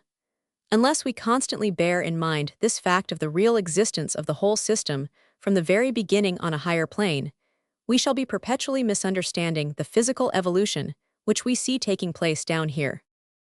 But occultism has more than this to teach us on the subject. It tells us not only that all this wonderful system to which we belong is called into existence by the Logos, both on lower and on higher planes, but also that its relation to him is closer even than that, for it is absolutely a part of him, a partial expression of him, the physical plane, and that the movement and energy of the whole system is his energy, and is all carried on within the limits of his aura. Stupendous as this conception is, it will yet not be wholly unthinkable to those of us who have made any study of the subject of the aura. We are familiar with the idea that as a person progresses on the upward path, his causal body, which is the determining limit of his aura, distinctly increases in size, as well as in luminosity and purity of color. Many of us know from experience that the aura of a pupil who has already made considerable advance on the path is very much larger than that of one who is but just setting his foot upon its first step, while in the case of an adept, the proportional increase is far greater still. We read in quite exoteric Oriental scriptures of the immense extension of the aura of the Buddha. I think that 3 miles is mentioned on one occasion as its limit, but whatever the exact measurement may be, it is obvious that we have here another record of this fact of the extremely rapid growth of the causal body as man passes on his upward way. There can be little doubt that the rate of this growth would itself increase in geometrical progression, so that it need not surprise us to hear of an adept on a still higher level whose aura is capable of including the entire world at once. And from this we may gradually lead our minds up to the conception that there is a being so exalted as to comprehend within himself the whole of our solar system. And we should remember that, enormous as this seems to us, it is but as the tiniest drop in the vast ocean of space. So of the Logos, who has in him all the capacities and qualities with which we can possibly endow the highest God we can imagine, it is literally true, as was said of old, that of him and through him, and to him are all things, and in him we live and move and have our being. Now if this be so, it is clear that whatever happens within our system happens absolutely within the consciousness of its Logos, and so we at once see that the true record must be his memory. And furthermore, it is obvious that on whatever plane that wondrous memory exists, it cannot but be far above anything that we know, and consequently whatever records we may find ourselves able to read must be only a reflection of that great dominant fact, mirrored in the denser media of the lower planes. On the astral plane, it is at once evident that this is so, that what we are dealing with is only a reflection of a reflection, and an exceedingly imperfect one. For such records as can be reached there are fragmentary in the extreme, and often seriously distorted. We know how universally water is used as a symbol of the astral light, and in this particular case it is a remarkably apt one. From the surface of still water we may get a clear reflection of the surrounding objects, just as from a mirror, but at the best it is only a reflection, a representation in 2 dimensions of 3-dimensional objects, and therefore differing in all its qualities except color from that which it represents. And in addition to this, it is always reversed. But let the surface of the water be ruffled by the wind, and what do we find then? A reflection still, certainly, but so broken up and distorted as to be quite useless or even misleading as a guide to the shape and real appearance of the objects reflected. Here and there for a moment, we might happen to get a clear reflection of some minute part of the scene, of a single leaf from a tree, for example. But it would need long labor and considerable knowledge of natural laws to build up anything like a true conception of the object reflected by putting together even a large number of such isolated fragments of an image of it. Now in the astral plane, we can never have anything approaching to what we have imaged as a still surface, but on the contrary, we have always to deal with one in rapid and bewildering motion. Judge, therefore, how little we can depend upon getting a clear and definite reflection. Thus, a clairvoyant who possesses only the faculty of astral sight can never rely upon any picture of the past that comes before him as being accurate and perfect. Here and there some part of it may be so, but he has no means of knowing which it is. If he is under the care of a competent teacher, he may, by long and careful training, be shown how to distinguish between reliable and unreliable impressions, and to construct from the broken reflections some kind of image of the object reflected. But usually long before he has mastered those difficulties, he will have developed the mental sight, which renders such labor unnecessary. On the next plane, which we call the mental, conditions are very different. There the record is full and accurate, and it would be impossible to make any mistake in the reading. That is to say, if three clairvoyants possessing the powers of the mental plane agreed to examine a certain record there, what would be presented to their vision would be absolutely the same reflection in each case, and each would acquire a correct impression from it in reading it. It does not, however, follow that, when they all compared notes later on the physical plane, their reports would agree exactly. It is well known that if three people who witness an occurrence down here in the physical world set to work to describe it afterwards, their accounts will differ considerably, for each will have noticed especially those items which most appeal to him, and will insensibly have made them the prominent features of the event, sometimes ignoring other points, which were in reality much more important. Now in the case of an observation on the mental plane, this personal equation would not appreciably affect the impressions received, for since each would thoroughly grasp the entire subject, it would be impossible for him to see its parts out of due proportion. But, except in the case of carefully trained and experienced persons, this factor does come into play in transferring the impressions to the lower planes. It is in the nature of things impossible that any account given down here of a vision or experience on the mental plane can be complete, since 9/10 of what is seen and felt there could not be expressed by physical words at all. And since all expression must therefore be partial, there is obviously possibility of selection as to the part expressed. It is for this reason that in all our theosophical investigations of recent years, so much stress has been laid upon the constant checking and verifying of clairvoyant testimony, nothing which rests upon the vision of one person only having been allowed to appear in our later books. But even when the possibility of error from this factor of personal equation has been reduced to a minimum by a careful system of counterchecking, there still remains the very serious difficulty which is inherent in the operation of bringing down impressions from a higher plane to a lower one. This is something analogous to the difficulty experienced by a painter in his endeavor to reproduce a three-dimensional landscape on a flat surface. That is, practically in 2 dimensions. Just as the artist needs long and careful training of eye and hand before he can produce a satisfactory representation of nature, so does the clairvoyant need long and careful training before he can describe accurately on a lower plane what he sees on a higher one.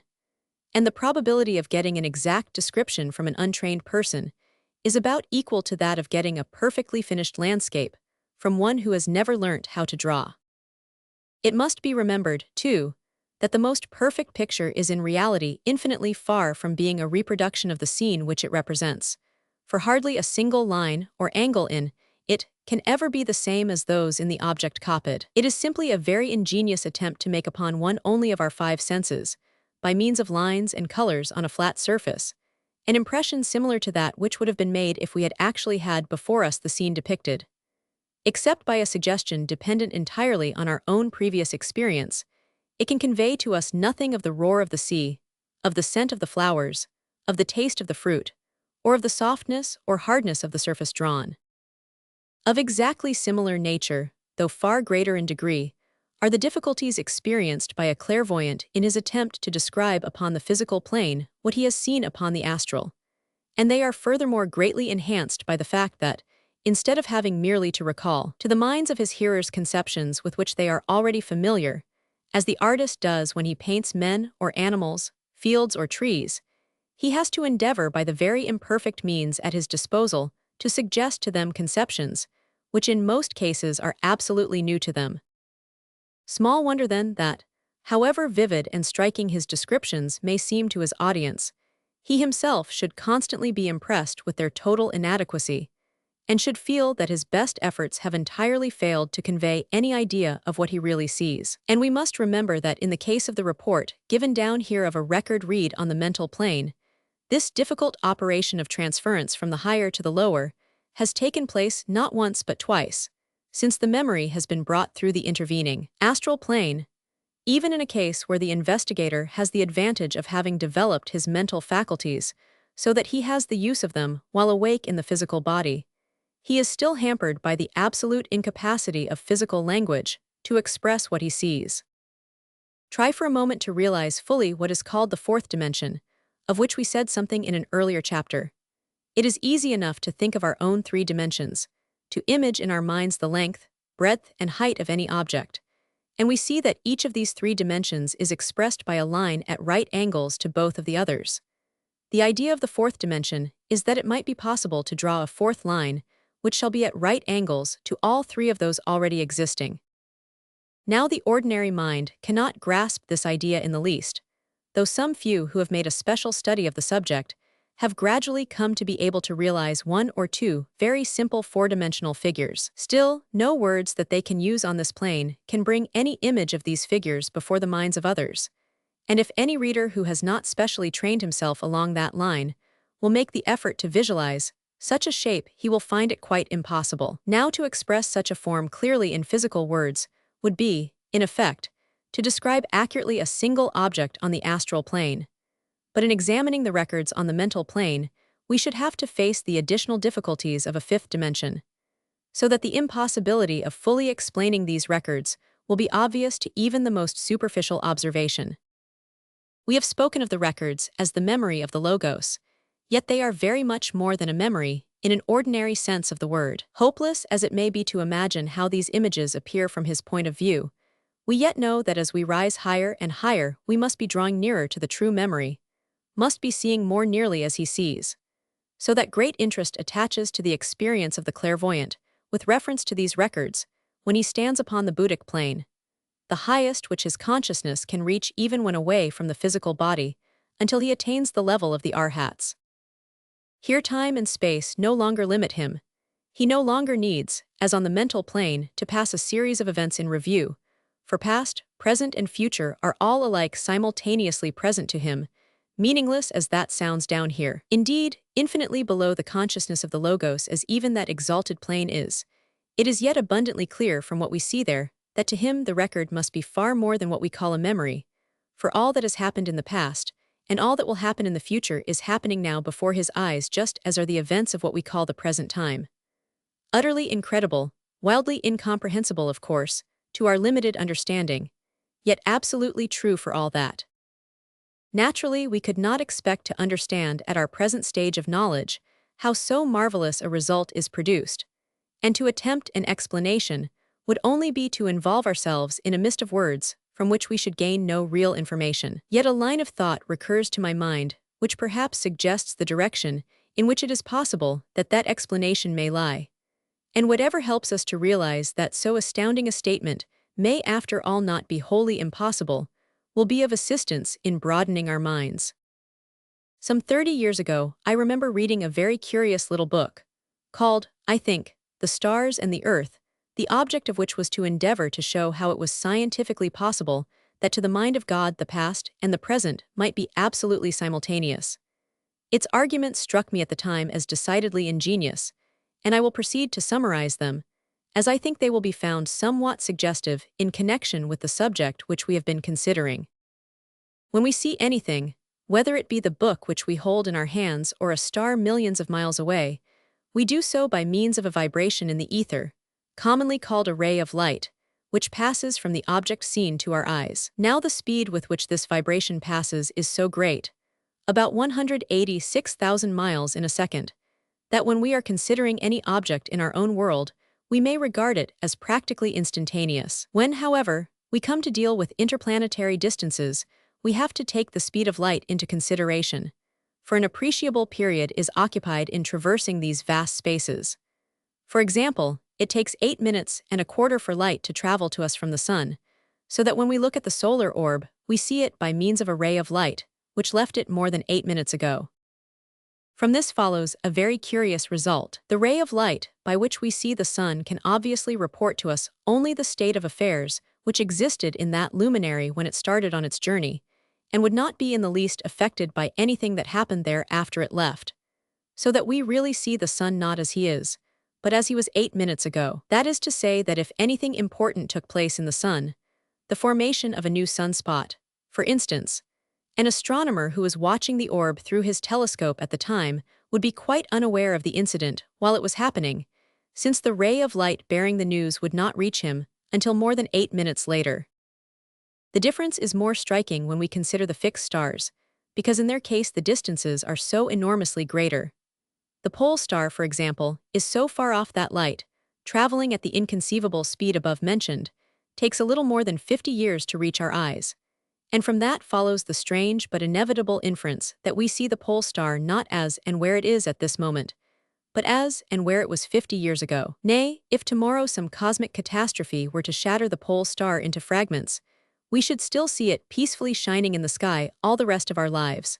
Our children would grow up to middle age and gather their children about them in turn before the news of that tremendous accident reached any terrestrial eye. In the same way, there are other stars so far distant that light takes thousands of years to travel from them to us, and with reference to their condition, our information is therefore thousands of years behind time. Now carry the argument a step farther. Suppose that we were able to place a man at the distance of 186,000 miles from the Earth, and yet to endow him with the wonderful faculty of being able from that distance to see what was happening here as clearly as though he were still close beside us. It is evident that a man so placed would see everything a second after the time when it really happened, and so, at the present moment, he would be seeing what happened a second ago. Double the distance, and he would be 2 seconds behind time, and so on. Remove him to the distance of the sun, still allowing him to preserve the same mysterious power of sight, and he would look down and watch you doing not what you are doing now, but what you were doing 8 minutes and a quarter ago. Carry him away to the pole star, and he would see passing before his eyes the events of 50 years ago. He would be watching the childish gambols of those who at the very same moment were really middle-aged men. Marvelous as this may sound, it is literally and scientifically true, and cannot be denied. The little book went on to argue logically enough that God, being almighty, must possess the wonderful power of sight which we have been postulating for our observer, and further, that being omnipresent, he must be at each of the stations which we mentioned, and also at every intermediate point, not successively but simultaneously. Granting these premises, the inevitable deduction follows that everything which has ever happened from the very beginning of the world must be at this very moment taking place before the eye of God, not a mere memory of it, but the actual occurrence itself being now under his observation. All this is materialistic enough, and on the plane of purely physical science, and we may therefore be assured that it is not the way in which the memory of the Logos acts. Yet it is neatly worked out and absolutely incontrovertible, and as I have said before, it is not without its use, since it gives us a glimpse of some possibilities which otherwise might not occur to us. But it may be asked, how is it possible, amid the bewildering confusion of these records of the past, to find any particular picture when it is wanted? As a matter of fact, the untrained clairvoyant usually cannot do so without some special link to put him en rapport with the subject required. Psychometry is an instance in point, and it is quite probable that our ordinary memory is really only another presentment of the same idea. It seems as though there were a sort of magnetic attachment or affinity between any particle of matter and the record, which contains its history, an affinity which enables it to act as a kind of conductor between that record and the faculties of anyone who can read it. For example, I once brought from Stonehenge a tiny fragment of stone, not larger than a pin's head, and on putting this into an envelope and handing it to a psychometer who had no idea what it was, she at once began to describe that wonderful ruin and the desolate country surrounding it, and then went on to picture vividly what were evidently scenes from its early history, showing that that infinitesimal fragment had been sufficient to put her into communication with the records connected with the spot from which it came. The scenes through which we pass in the course of our life seem to act in the same manner upon the cells of our brain as did the history of Stonehenge upon that particle of stone. They establish a connection with those cells, by means of which our mind is put en rapport with that particular portion of the records, and so we remember what we have seen.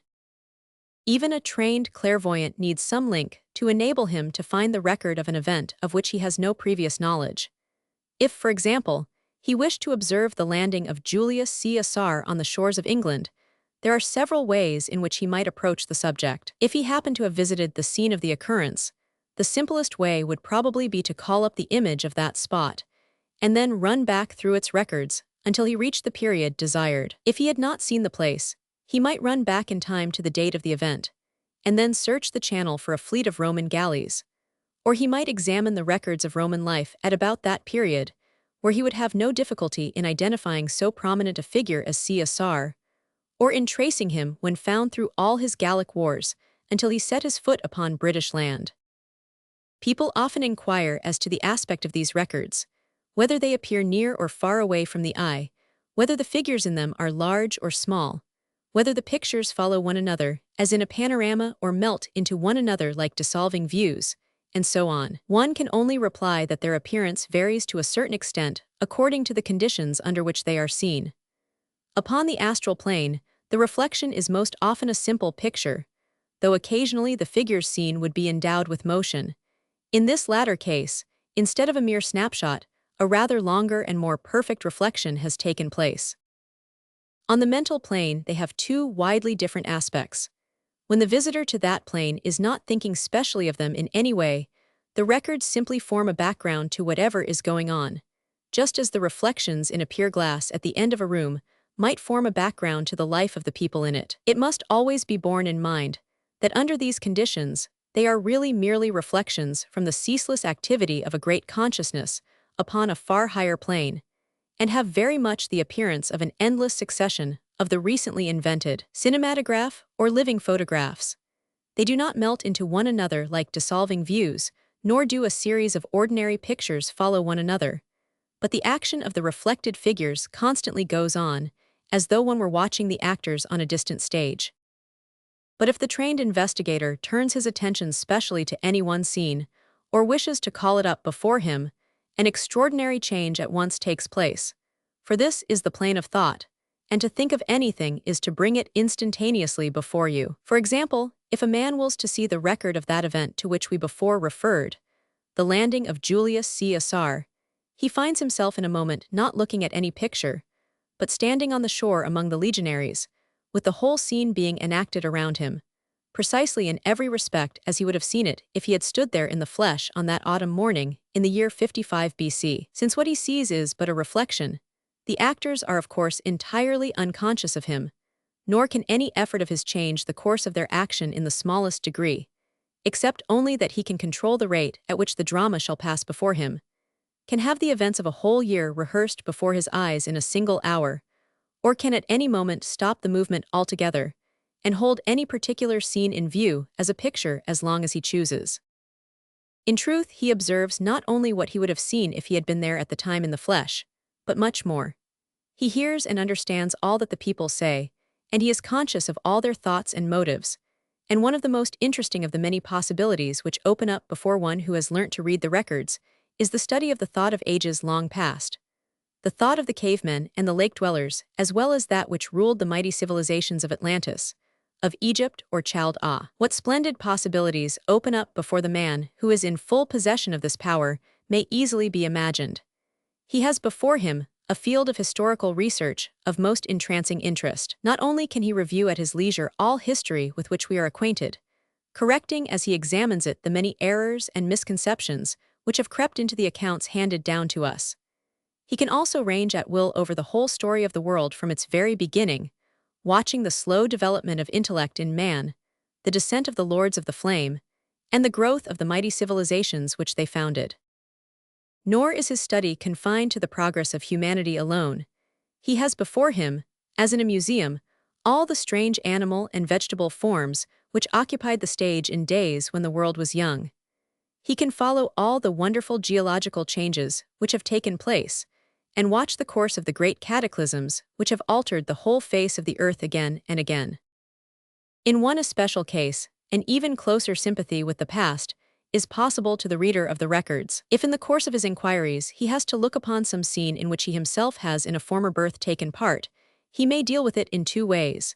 He can either regard it in the usual manner as a spectator, though always, be it remembered, as a spectator whose insight and sympathy are perfect, or he may once more identify himself with that long-dead personality of his, may throw himself back for the time into that life of long ago, and absolutely experience over again the thoughts and the emotions, the pleasures and the pains of a prehistoric past.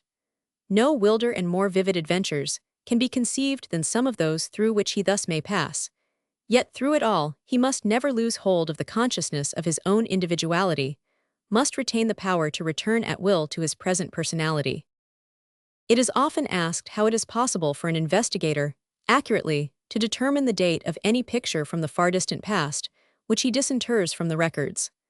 The fact is that it is sometimes rather tedious work to find an exact date, but the thing can usually be done if it is worthwhile to spend the time and trouble over it. If we are dealing with Greek or Roman times, the simplest method is usually to look into the mind of the most intelligent person present in the picture and see what date he supposes it to be. Or the investigator might watch him writing a letter or other document and observe what date, if any, was included in what was written. When once the Roman or Greek date is thus obtained, to reduce it to our own system of chronology is merely a matter of calculation. Another way which is frequently adopted is to turn from the scene under examination to a contemporary picture in some great and well-known city such as Rome, and note what monarch is reigning there, or who are the consuls for the year. And when such data are discovered, a glance at any good history will give the rest. Sometimes a date can be obtained by examining some public proclamation or some legal document.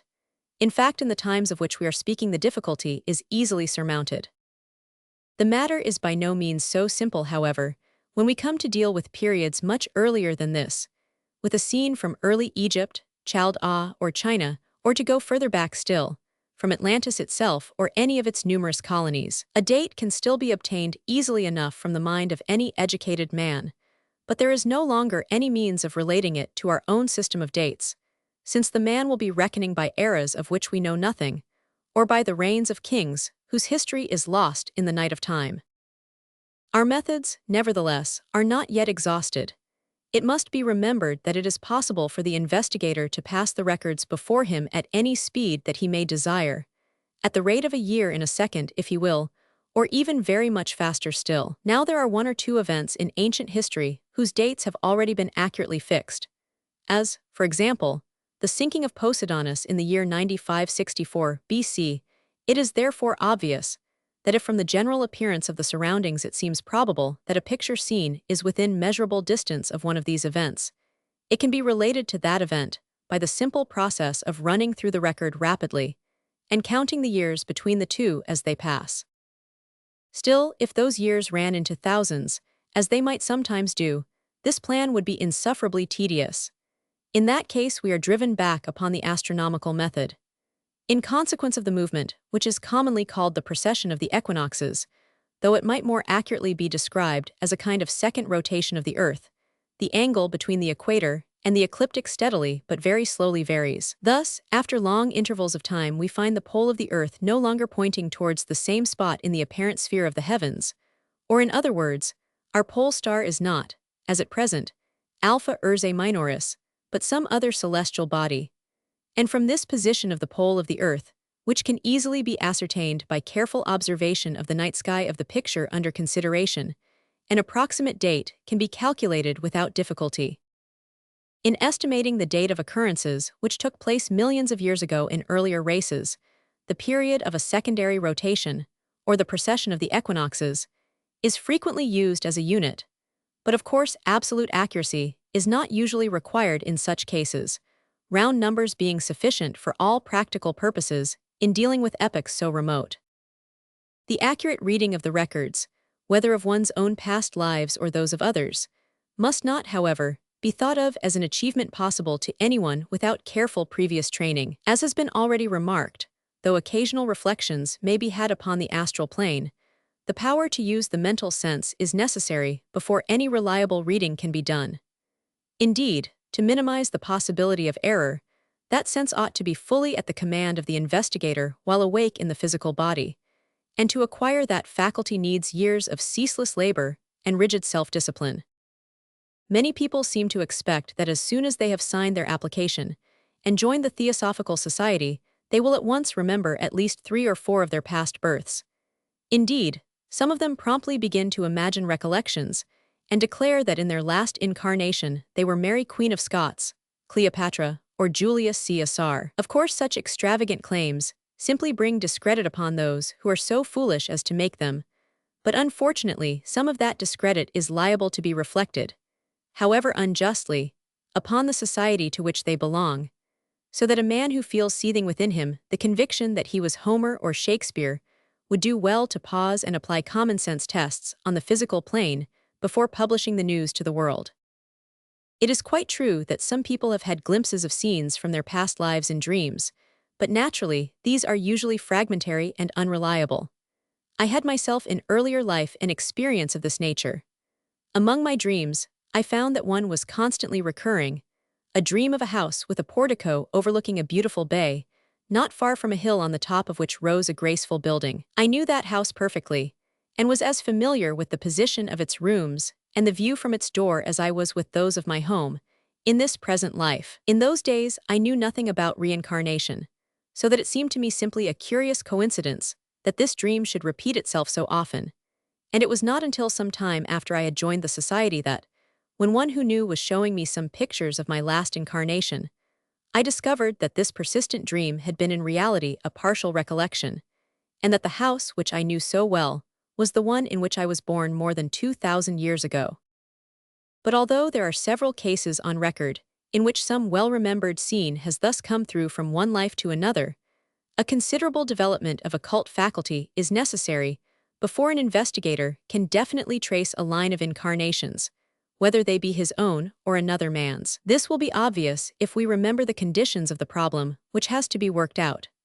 To follow a person from this life to the one preceding it, it is necessary first of all to trace his present life backwards to his birth, and then to follow up in reverse order the stages by which the ego descended into incarnation. This will obviously take us back eventually to the condition of the ego upon the higher levels of the mental plane. So it will be seen that to perform this task effectually, the investigator must be able to use the sense corresponding to that exalted level while awake in his physical body. In other words, his consciousness must be centered in the reincarnating ego itself, and no longer in the lower personality. In that case, the memory of the ego being aroused, his own past incarnations will be spread out before him like an open book, and he would be able, if he wished, to examine the conditions of another ego upon that level, and trace him backwards through the lower mental and astral lives which led up to it, until he came to the last physical death of that ego, and through it to his previous life.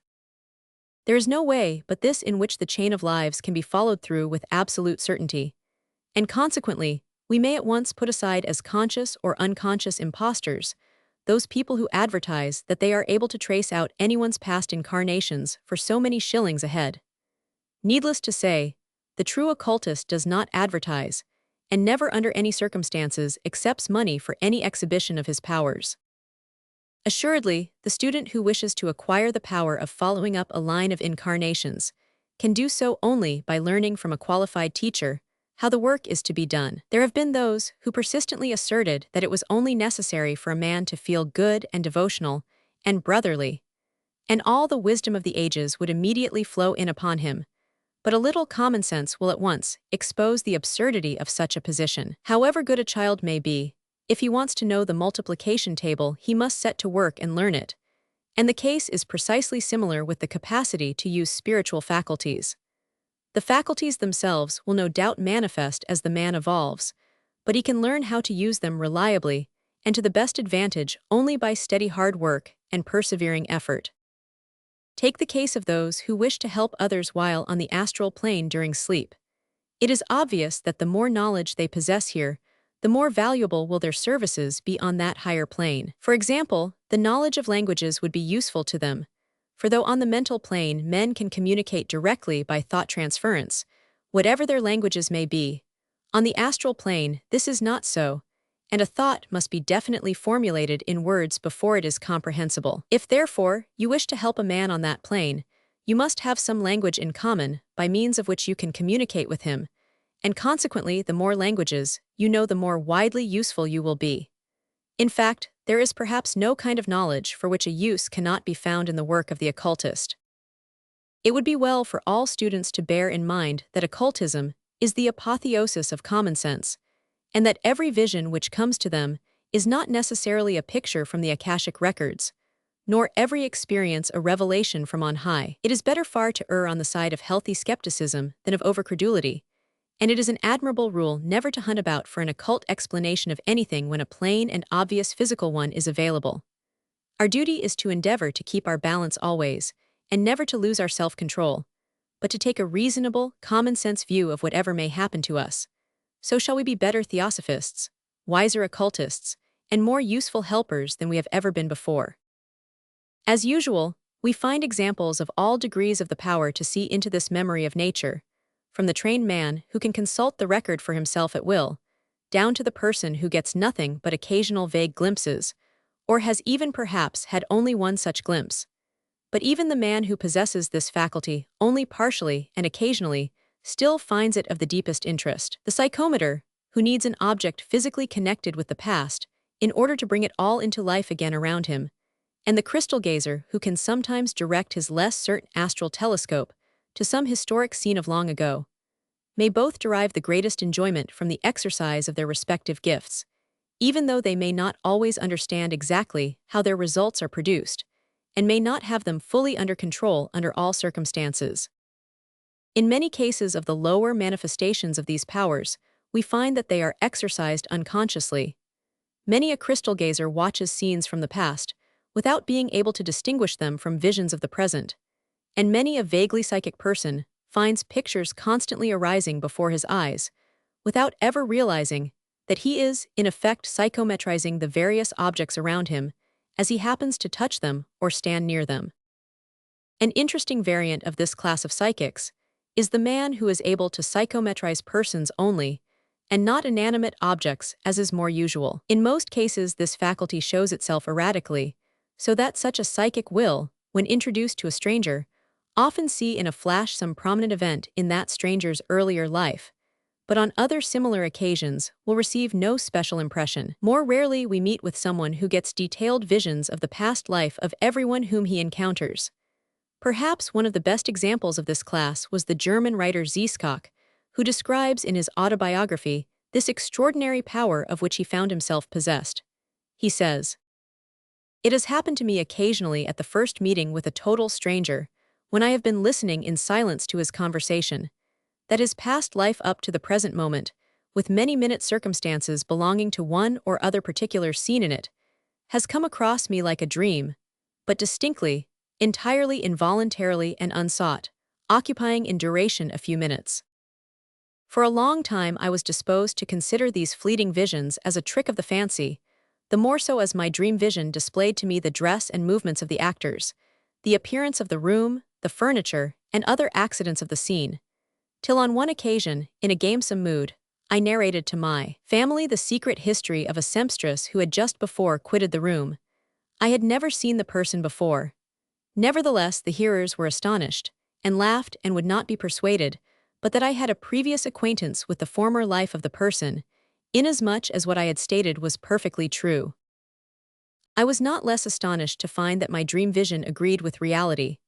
I then gave more attention to the subject, and as often as propriety allowed of it, I related to those whose lives had so passed before me the substance of my dream vision, to obtain from them its contradiction or confirmation. On every occasion its confirmation followed, not without amazement on the part of those who gave it. On a certain fair day I went into the town of Waldshut accompanied by 2 young foresters, who are still alive. It was evening, and, tired with our walk, we went into an inn called the Vine. We took our supper with a numerous company at the public table, when it happened that they made themselves merry over the peculiarities and simplicity of the Swiss, in connection with the belief in mesmerism, Leadbeater's physiognomical system, and the like. One of my companions, whose national pride was touched by their raillery, begged me to make some reply, particularly in answer to a young man of superior appearance who sat opposite, and had indulged in unrestrained ridicule. It happened that the events of this person's life had just previously passed before my mind. I turned to him with the question whether he would reply to me with truth and candor if I narrated to him the most secret passages of his history, he being as little known to me as I to him. That would, I suggested, go something beyond Leadbeater's physiognomical skill.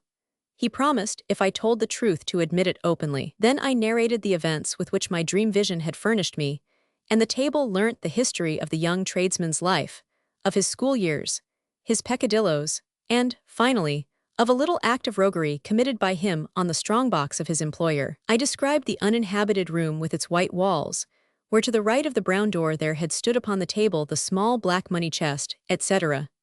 The man, much struck, admitted the correctness of each circumstance, even which I could not expect of the last. And after narrating this incident, the worthy Ziskok calmly goes on to wonder whether perhaps after all this remarkable power, which he had so often displayed, might not really have been always the result of mere chance coincidence. Comparatively few accounts of persons possessing this faculty of looking back into the past are to be found in the literature of the subject, and it might therefore be supposed to be much less common than prevision. I suspect, however, that the truth is rather that it is much less commonly recognized. As I said before, it may very easily happen that a person may see a picture of the past without recognizing it as such, unless there happens to be in it something which attracts special attention, such as a figure in armor or in antique costume. A prevision also might not always be recognized as such at the time, but the occurrence of the event foreseen recalls it vividly at the same time that it manifests its nature, so that it is unlikely to be overlooked. It is probable, therefore, that occasional glimpses of these astral reflections of the Akashic records are commoner than the published accounts would lead us to believe. Chapter 8. Clairvoyance in Time, the Future. Even if, in a dim sort of way, we feel ourselves able to grasp the idea that the whole of the past may be simultaneously and actively present in a sufficiently exalted consciousness, we are confronted by a far greater difficulty when we endeavor to realize how all the future may also be comprehended in that consciousness. If we could believe in the Mohammedan doctrine of Kismet or the Calvinistic theory of predestination, the conception would be easy enough, but knowing as we do that both these are grotesque distortions of the truth, we must look round for a more acceptable hypothesis. There may still be some people who deny the possibility of prevision, but such denial simply shows their ignorance of the evidence on the subject. The large number of authenticated cases leaves no room for doubt as to the fact, but many of them are of such a nature as to render a reasonable explanation by no means easy to find. It is evident that the ego possesses a certain amount of previsional faculty, and if the events foreseen were always of great importance, one might suppose that an extraordinary stimulus had enabled him for that occasion only to make a clear impression of what he saw upon his lower personality. No doubt that is the explanation of many of the cases in which death or grave disaster is foreseen, but there are a large number of instances on record to which it does not seem to apply, since the events foretold are frequently exceedingly trivial and unimportant. A well-known story of second sight in Scotland will illustrate what I mean. A man who had no belief in the occult was forewarned by a Highland seer of the approaching death of a neighbor. The prophecy was given with considerable wealth of detail, including a full description of the funeral, with the names of the 4 pallbearers and others who would be present. The auditor seems to have laughed at the whole story and promptly forgotten it, but the death of his neighbor at the time foretold recalled the warning to his mind, and he determined to falsify part of the prediction at any rate, by being one of the pallbearers himself. He succeeded in getting matters arranged as he wished, but just as the funeral was about to start, he was called away from his post by some small matter which detained him only a minute or two. As he came hurrying back, he saw with surprise that the procession had started without him, and that the prediction had been exactly fulfilled, for the 4 pallbearers were those who had been indicated in the vision. Now here is a very trifling matter, which could have been of no possible importance to anybody, definitely foreseen months beforehand.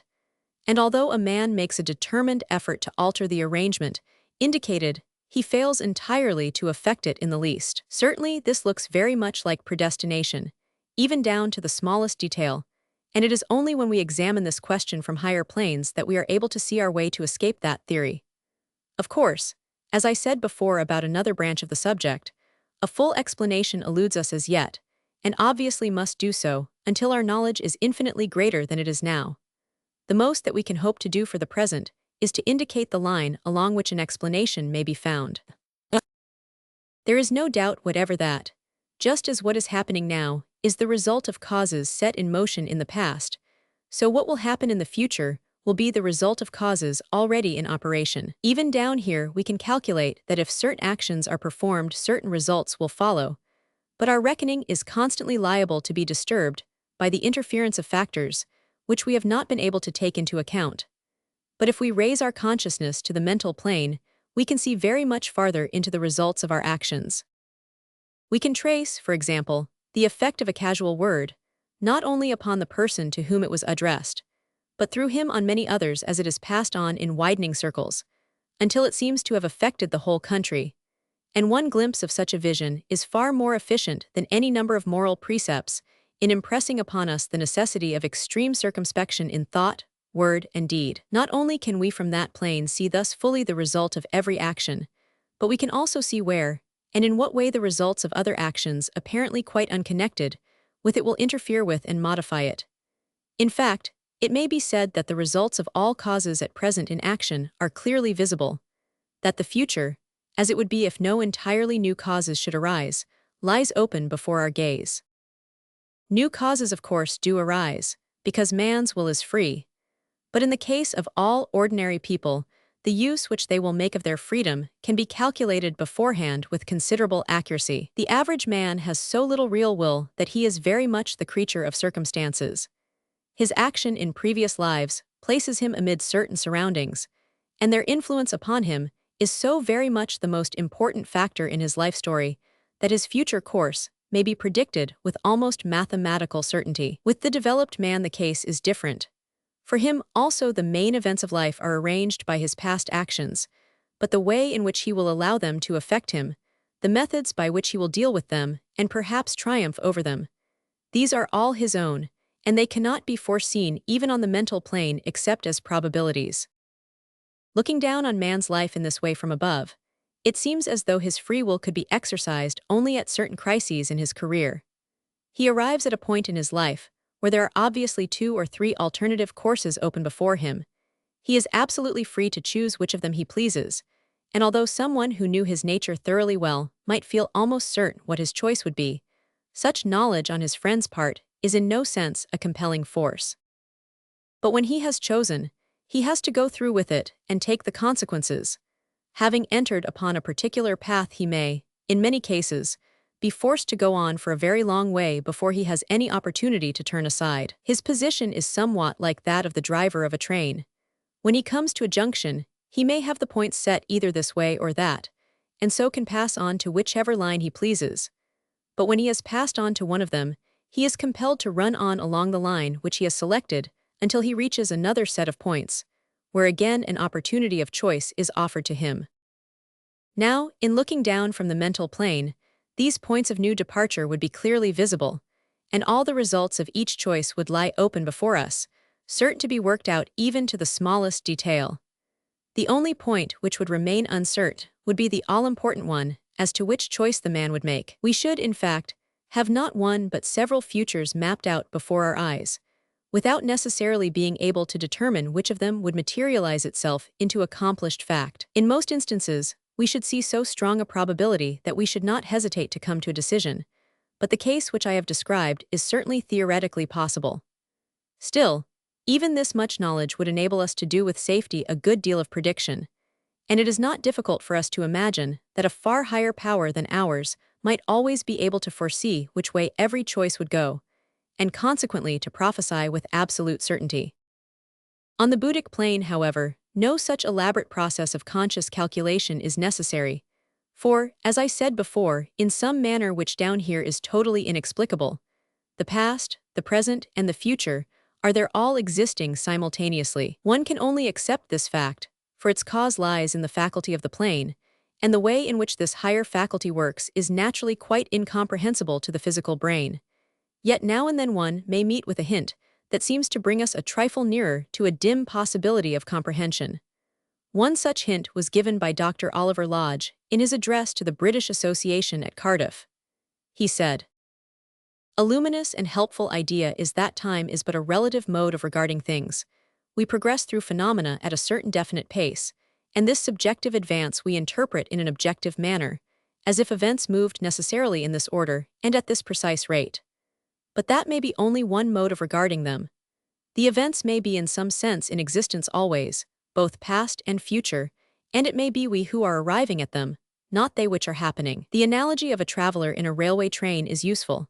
If he could never leave the train nor alter its pace, he would probably consider the landscapes as necessarily successive and be unable to conceive their coexistence.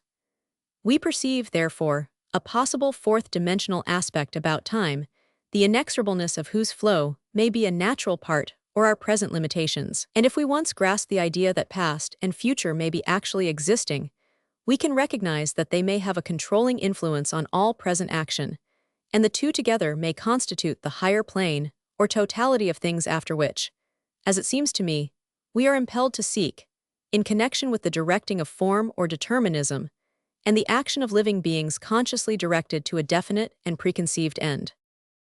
Time is not in reality the fourth dimension at all, yet to look at it for the moment from that point of view is some slight help towards grasping the ungraspable.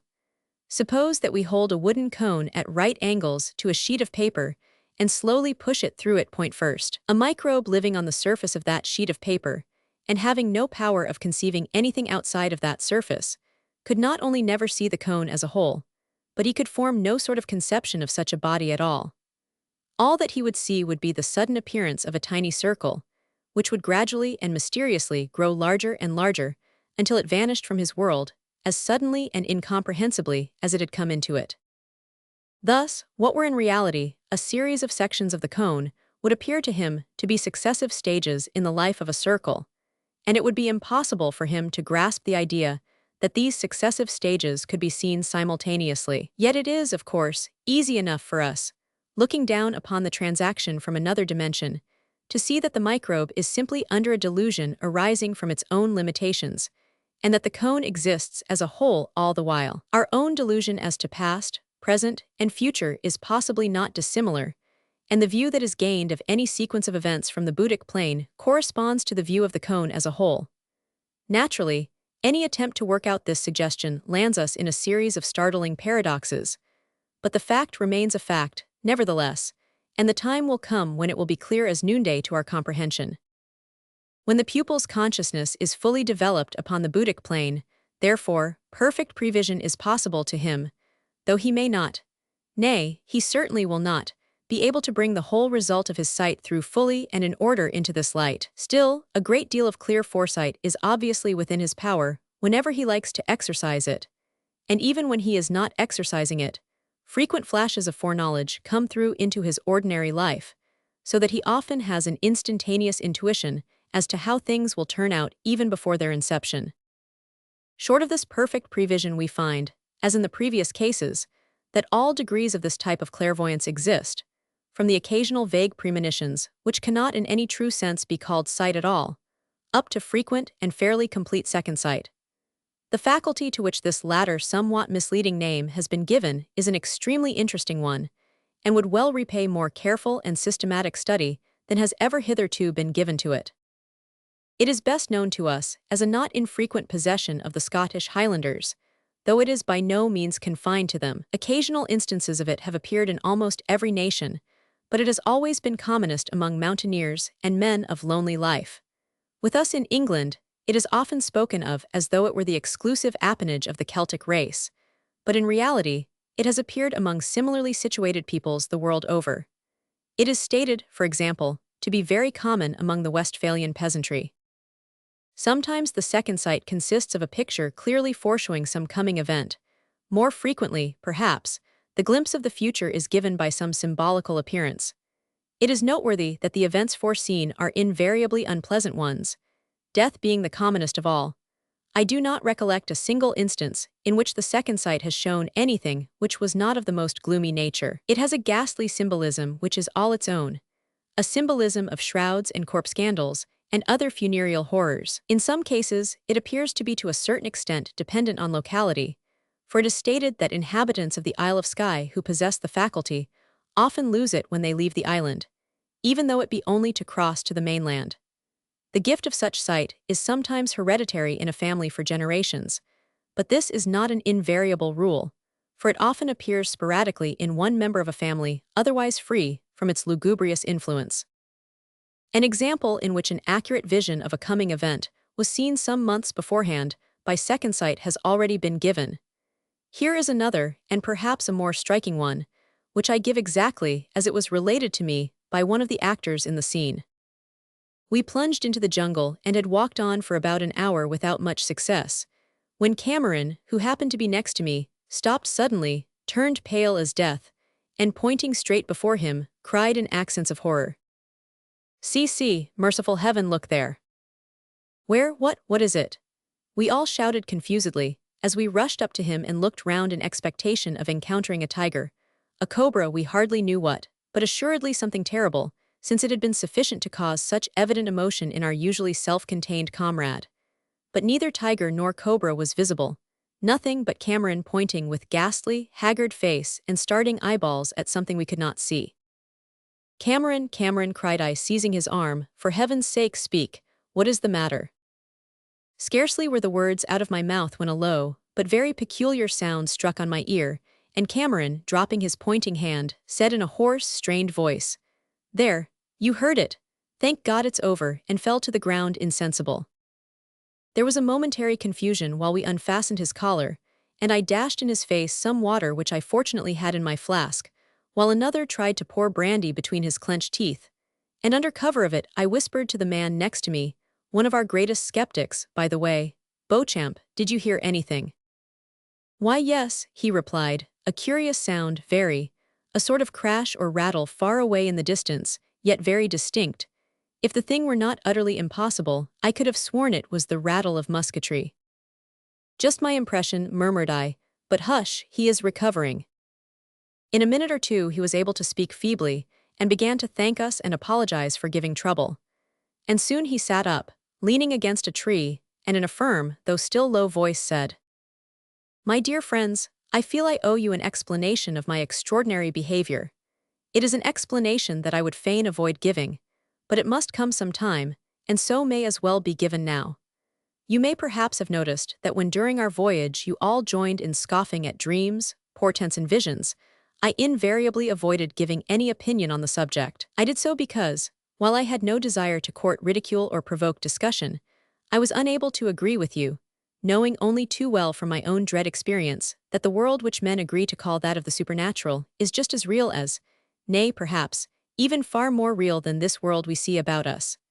In other words, I, like many of my countrymen, am cursed with the gift of second sight, that awful faculty which foretells in vision calamities that are shortly to occur. Such a vision I had just now, and its exceptional horror moved me as you have seen. I saw before me a corpse, not that of one who has died a peaceful natural death, but that of the victim of some terrible accident, a ghastly, shapeless mass, with a face swollen, crushed, unrecognizable. I saw this dreadful object placed in a coffin, and the funeral service performed over it. I saw the burial ground, I saw the clergyman, and though I had never seen either before, I can picture both perfectly in my mind's eye now. I saw you myself, Beauchamp, all of us and many more, standing round as mourners. I saw the soldiers raise their muskets after the service was over. I heard the volley they fired, and then I knew no more. As he spoke of that volley of musketry, I glanced across with a shudder at Beauchamp, and the look of stony horror on that handsome skeptic's face was not to be forgotten. This is only one incident, and by no means the principal one, in a very remarkable story of psychic experience. But as for the moment we are concerned merely with the example of second sight which it gives us, I need only say that later in the day the party of young soldiers discovered the body of their commanding officer in the terrible condition, so graphically described by Mr. Cameron. The narrative continues. When, on the following evening, we arrived at our destination, and our melancholy deposition had been taken down by the proper authorities, Cameron and I went out for a quiet walk, to endeavor with the assistance of the soothing influence of nature to shake off something of the gloom which paralyzed our spirits. Suddenly he clutched my arm, and pointing through some rude railings, said in a trembling voice, "Yes, there it is. That is the burial ground I saw yesterday." And when later on we were introduced to the chaplain of the post, I noticed, though my friends did not, the irrepressible shudder with which Cameron took his hand, and I knew that he had recognized the clergyman of his vision. As for the occult rationale of all this, I presume Mr. Cameron's vision was a pure case of second sight, and if so, the fact that the two men who were evidently nearest to him, certainly one, probably both, actually touching him, participated in it to the limited extent of hearing the concluding volley, while the others who were not so close did not, would show that the intensity with which the vision impressed itself upon the seer occasioned vibrations in his mind-body, which were communicated to those of the persons in contact with him, as in ordinary thought transference. Anyone who wishes to read the rest of the story will find it in the pages of Lucifer, Vol. Roman 20, p. 457. Scores of examples of similar nature to these might easily be collected. With regard to the symbolical variety of this sight, it is commonly stated among those who possess it that if on meeting a living person they see a phantom shroud wrapped around him, it is a sure prognostication of his death. The date of the approaching decease is indicated either by the extent to which the shroud covers the body, or by the time of day at which the vision is seen. For if it be in the early morning, they say that the man will die during the same day, but if it be in the evening, then it will be only some time within a year. Another variant, and a remarkable one, of the symbolic form of second sight is that in which the headless apparition of the person whose death is foretold manifests itself to the seer. An example of that class is given in Signs Before Death as having happened in the family of Dr. Ferrier, though in that case, if I recollect rightly, the vision did not occur until the time of the death, or very near it.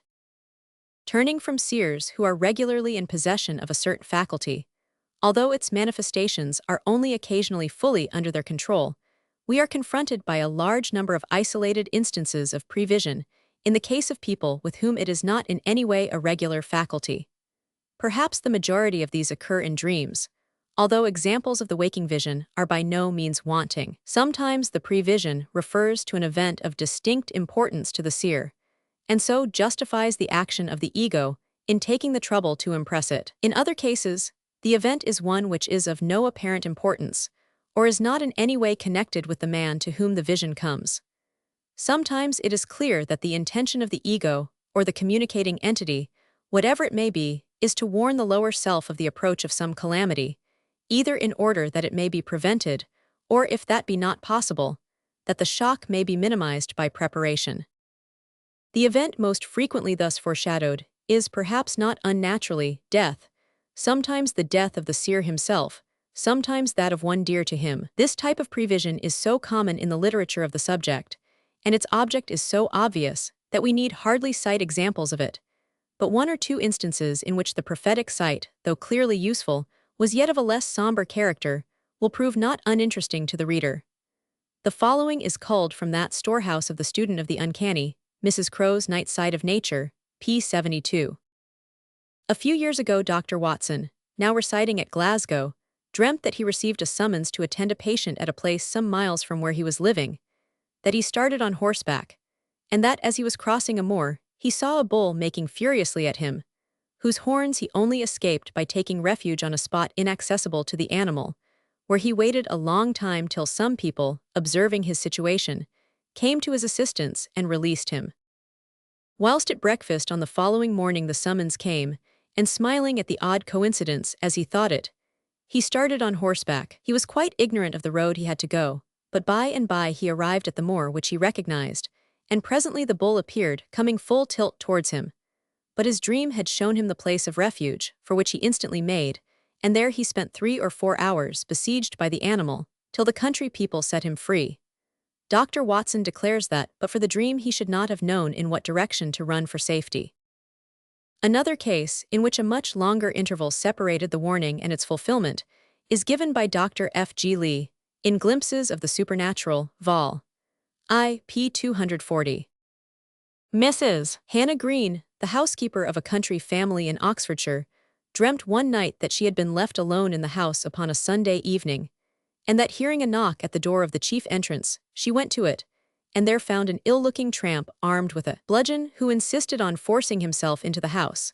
She thought that she struggled for some time to prevent him so doing, but quite ineffectually, and that, being struck down by him and rendered insensible, he thereupon gained ingress to the mansion. On this she awoke. As nothing happened for a considerable period, the circumstance of the dream was soon forgotten, and, as she herself asserts, had altogether passed away from her mind. However, 7 years afterwards, this same housekeeper was left with 2 other servants to take charge of an isolated mansion at Kensington, subsequently the town residence of the family, when on a certain Sunday evening, her fellow servants having gone out and left her alone, she was suddenly startled by a loud knock at the front door. All of a sudden the remembrance of her former dream returned to her with singular vividness and remarkable force, and she felt her lonely isolation greatly. Accordingly, having at once lighted a lamp on the hall table, during which act the loud knock was repeated with vigor, she took the precaution to go up to a landing on the stair and throw up the window, and there, to her intense terror, she saw in the flesh the very man whom years previously she had seen in her dream, armed with the bludgeon and demanding an entrance. With great presence of mind she went down to the chief entrance, made that and other doors and windows more secure, and then rang the various bells of the house violently, and placed lights in the upper rooms. It was concluded that by these acts the intruder was scared away.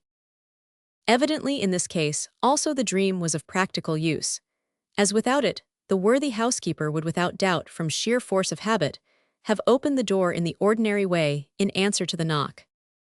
It is not, however, only in dream that the ego impresses his lower self with what he thinks it well for it to know. Many instances showing this might be taken from the books, but instead of quoting from them, I will give a case related only a few weeks ago by a lady of my acquaintance, a case which, although not surrounded with any romantic incident, has at least the merit of being new. My friend, then, has 2 quite young children, and a little while ago the elder of them caught, as was supposed, a bad cold, and suffered for some days from a complete stoppage in the upper part of the nose. The mother thought little of this, expecting it to pass off, until one day she suddenly saw before her in the air what she describes as a picture of a room, in the center of which was a table on which her child was lying insensible or dead, with some people bending over her. The minutest details of the scene were clear to her, and she particularly noticed that the child wore a white night dress, whereas she knew that all garments of that description possessed by her little daughter happened to be pink. This vision impressed her considerably, and suggested to her for the first time that the child might be suffering from something more serious than a cold, so she carried her off to a hospital for examination. The surgeon who attended to her discovered the presence of a dangerous growth in the nose, which he pronounced must be removed. A few days later the child was taken to the hospital for the operation, and was put to bed. When the mother arrived at the hospital, she found she had forgotten to bring one of the child's night dresses, and so the nurses had to supply one, which was white. In this white dress the operation was performed on the girl the next day, in the room that her mother saw in her vision, every circumstance being exactly reproduced. In all these cases the prevision achieved its result, but the books are full of stories of warnings neglected or scouted, and of the disaster that consequently followed. In some cases the information is given to someone who has practically no power to interfere in the matter, as in the historic instance when John Williams, a Cornish mine manager, foresaw in the minutest detail, 8 or 9 days before it took place, the assassination of Mr. Spencer Perceval, the then Chancellor of the Exchequer, in the lobby of the House of Commons. Even in this case, however, it is just possible that something might have been done, for we read that Mr. Williams was so much impressed that he consulted his friends as to whether he ought not to go up to London to warn Mr. Perceval. Unfortunately, they dissuaded him, and the assassination took place. It does not seem very probable that, even if he had gone up to town and related his story, much attention would have been paid to him. Still, there is just the possibility that some precautions might have been taken which would have prevented the murder. There is little to show us what particular action on higher planes led to this curious prophetic vision. The parties were entirely unknown to one another, so that it was not caused by any close sympathy between them. If it was an attempt made by some helper to avert the threatened doom, it seems strange that no one who was sufficiently impressible could be found nearer than Cornwall.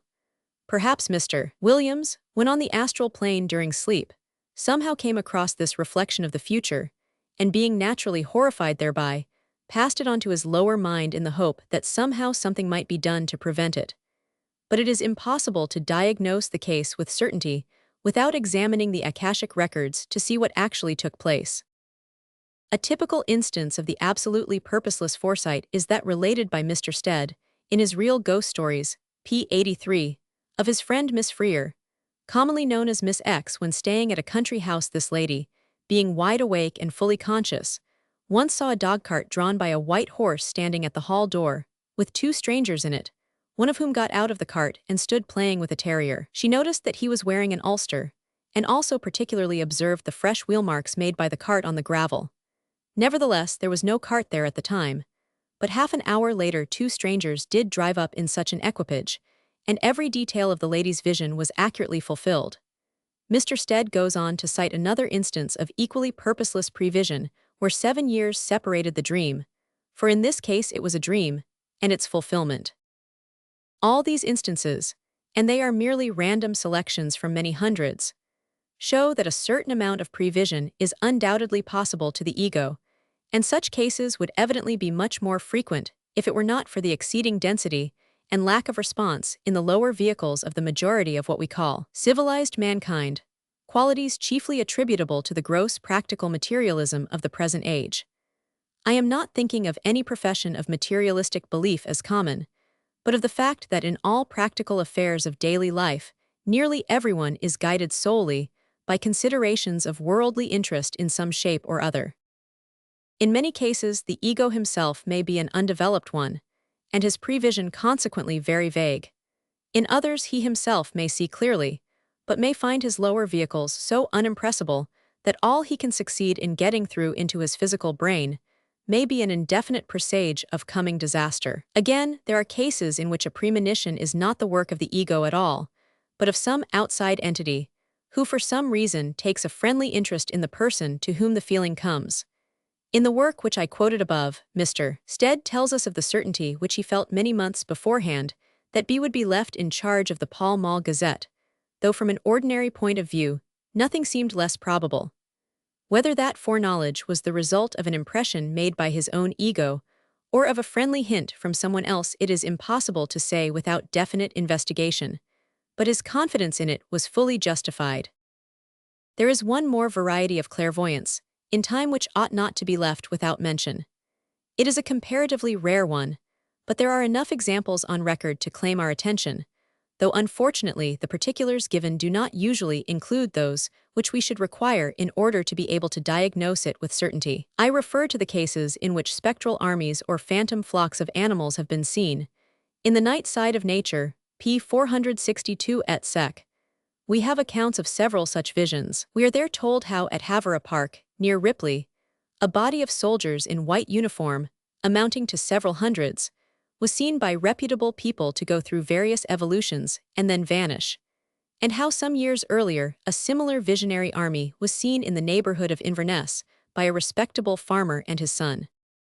In this case also the number of troops was very great, and the spectators had not the slightest doubt at first that they were substantial forms of flesh and blood. They counted at least 16 pairs of columns, and had abundance of time to observe every particular. The front ranks marched 7 abreast, and were accompanied by a good many women and children, who were carrying tin cans and other implements of cookery. The men were clothed in red, and their arms shone brightly in the sun. In the midst of them was an animal, a deer or a horse, they could not distinguish which, that they were driving furiously forward with their bayonets. The younger of the 2 men observed to the other that every now and then the rear ranks were obliged to run to overtake the van, and the elder one, who had been a soldier, remarked that that was always the case, and recommended him if he ever served to try to march in the front. There was only one mounted officer. He rode a gray dragoon horse, and wore a gold-laced hat and blue hussar cloak, with wide open sleeves lined with red. The 2 spectators observed him so particularly that they said afterwards they should recognize him anywhere. They were, however, afraid of being ill-treated or forced to go along with the troops, whom they concluded to have come from Ireland, and landed at Kintyre. And whilst they were climbing over a dike to get out of their way, the whole thing vanished. A phenomenon of the same sort was observed in the earlier part of this century at Paderborn in Westphalia, and seen by at least 30 people. But as, some years later, a review of 20,000 men was held on the very same spot, it was concluded that the vision must have been some sort of second sight, a faculty not uncommon in the district. Such spectral hosts, however, are sometimes seen where an army of ordinary men could by no possibility have marched, either before or after. One of the most remarkable accounts of such apparitions is given by Miss Harriet Martineau in her description of the English lakes. She writes as follows. This Souter or Soutre fell is the mountain on which ghosts appeared in myriads, at intervals during 10 years of the last century, presenting the same appearances to 26 chosen witnesses, and to all the inhabitants of all the cottages within view of the mountain, and for a space of 2 hours and a half at one time, the spectral show being closed by darkness. The mountain, be it remembered, is full of precipices, which defy all marching of bodies of men, and the north and west sides present a sheer perpendicular of 900 feet. On Midsummer Eve, 1735, a farm servant of Mr. Lancaster, half a mile from the mountain, saw the eastern side of its summit covered with troops, which pursued their onward march for an hour. They came in distinct bodies from an eminence on the north end, and disappeared in a niche in the summit. When the poor fellow told his tale, he was insulted on all hands, as original observers usually are when they see anything wonderful. 2 years after, also on a midsummer eve, Mr. Lancaster saw some men there, apparently following their horses, as if they had returned from hunting. He thought nothing of this, but he happened to look up again 10 minutes after, and saw the figures, now mounted and followed by an interminable array of troops, 5 abreast, marching from the eminence and over the cleft as before. All the family saw this, and the maneuvers of the force, as each company was kept in order by a mounted officer, who galloped this way and that. As the shades of twilight came on, the discipline appeared to relax, and the troops intermingled and rode at unequal paces, till all was lost in darkness. Now of course all the Lancasters were insulted, as their servant had been, but their justification was not long delayed. On the midsummer eve of the Fearful, 26 persons, expressly summoned by the family, saw all that had been seen before and more. Carriages were now interspersed with the troops, and everybody knew that no carriages had been, or could be, on the summit of Souter Fell. The multitude was beyond imagination, for the troops filled a space of half a mile and marched quickly till night hid them, still marching. There was nothing vaporous or indistinct about the appearance of these specters. So real did they seem, that some of the people went up, the next morning, to look for the hoof-marks of the horses, and awful it was to them to find not one footprint on heather or grass. The witnesses attested the whole story on oath before a magistrate, and fearful were the expectations held by the whole countryside about the coming events of the Scotch rebellion. It now comes out that 2 other persons had seen something of the sort in the interval, viz. in 1743, but had concealed it, to escape the insults to which their neighbours were subjected. Mr. Wren of Wilton Hall and his farm servant saw, one summer evening, a man and a dog on the mountain, pursuing some horses along a place so steep that a horse could hardly by any possibility keep a footing on it. Their speed was prodigious, and their disappearance at the south end of the fell so rapid, that Mr. Wren and the servant went up, the next morning, to find the body of the man who must have been killed. Of man, horse, or dog, they found not a trace, and they came down and held their tongues. When they did speak, they fared not much better for having 26 sworn comrades in their disgrace. As for the explanation, the editor of the Lonsdale magazine declared, Vol. Roman 2, p. 313, that it was discovered that on the midsummer eve of 1745, the rebels were exercising on the western coast of Scotland, whose movements had been reflected by some transparent vapor, similar to the Fata Morgana. This is not much in the way of explanation, but it is, as far as we know, all that can be had at present. These facts, however, brought out a good many more, as the spectral march of the same kind seen in Leicestershire in 1707, and the tradition of the tramp of armies over Helvellyn, on the eve of the Battle of Marston Moor. Other cases are cited in which flocks of spectral sheep have been seen on certain roads, and there are of course various German stories of phantom cavalcades of hunters and robbers. Now in these cases, as so often happens in the investigation of occult phenomena, there are several possible causes, any one of which would be quite adequate to the production of the observed occurrences. But in the absence of fuller information, it is hardly feasible to do more than guess as to which of these possible causes were in operation in any particular instance. The explanation usually suggested, whenever the whole story is not ridiculed as a falsehood, is that what is seen is a reflection, by mirage, of the movements of a real body of troops, taking place at a considerable distance. I have myself seen the ordinary mirage on several occasions, and know something therefore of its wonderful powers of deception. But it seems to me that we should need some entirely new variety of mirage, quite different from that at present known to science, to account for these tales of phantom armies, some of which pass the spectator within a few yards.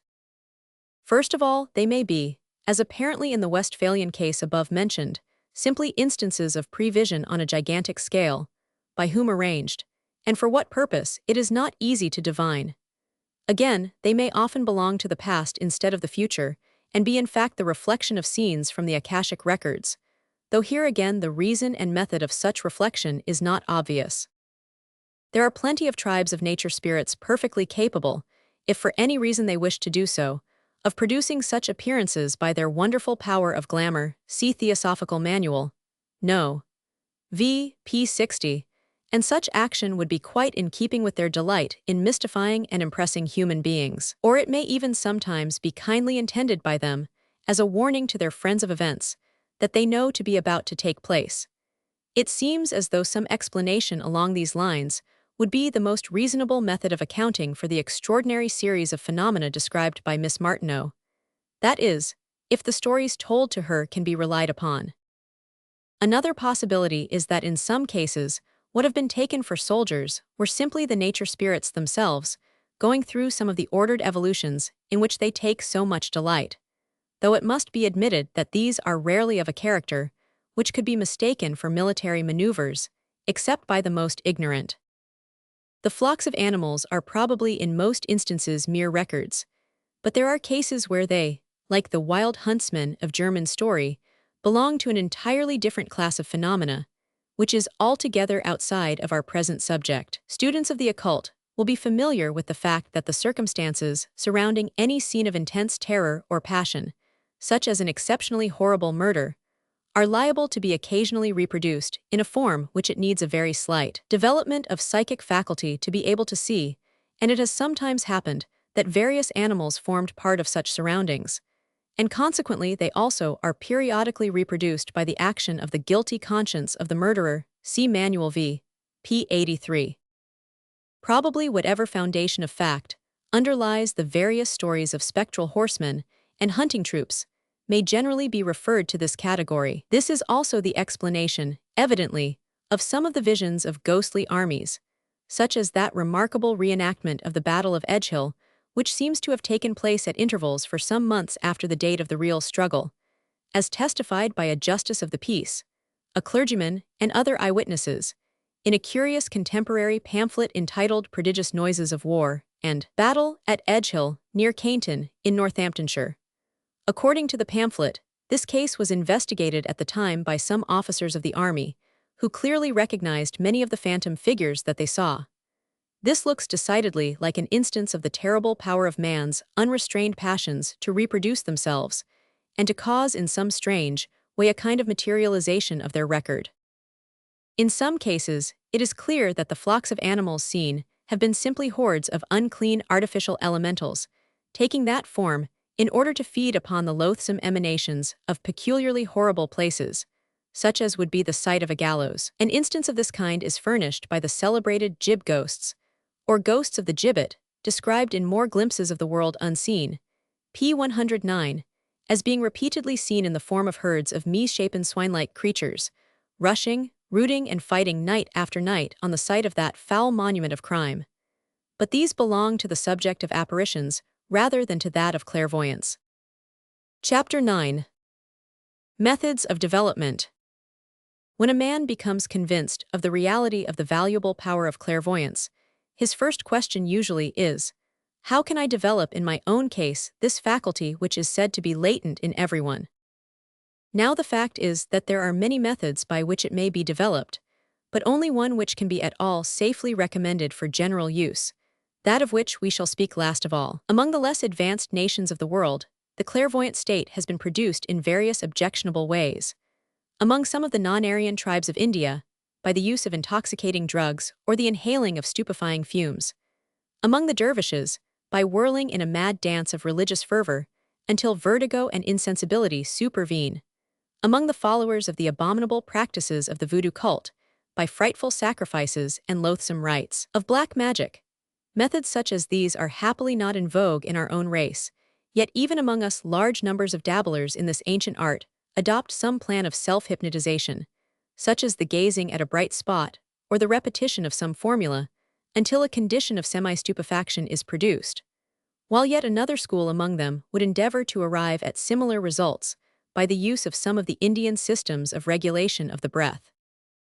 All these methods are unequivocally to be condemned as quite unsafe for the practice of the ordinary man who has no idea of what he is doing, who is simply making vague experiments in an unknown world. Even the method of obtaining clairvoyance by allowing oneself to be mesmerized by another person is one from which I should myself shrink with the most decided distaste.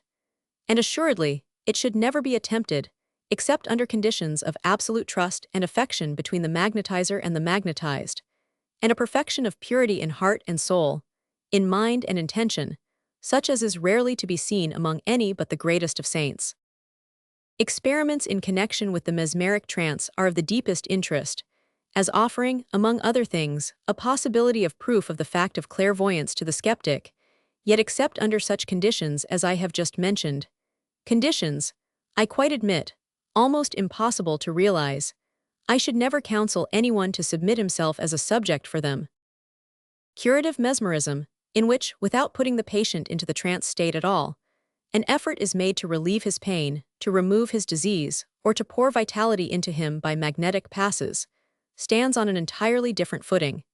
And if the mesmerizer, even though quite untrained, is himself in good health and animated by pure intentions, no harm is likely to be done to the subject. In so extreme a case as that of a surgical operation, a man might reasonably submit himself even to the mesmeric trance, but it is certainly not a condition with which one ought lightly to experiment. Indeed, I should most strongly advise anyone who did me the honor to ask for my opinion on the subject, not to attempt any kind of experimental investigation into what are still to him the abnormal forces of nature, until he has first of all read carefully everything that has been written on the subject, or, which is by far the best of all, until he is under the guidance of a qualified teacher.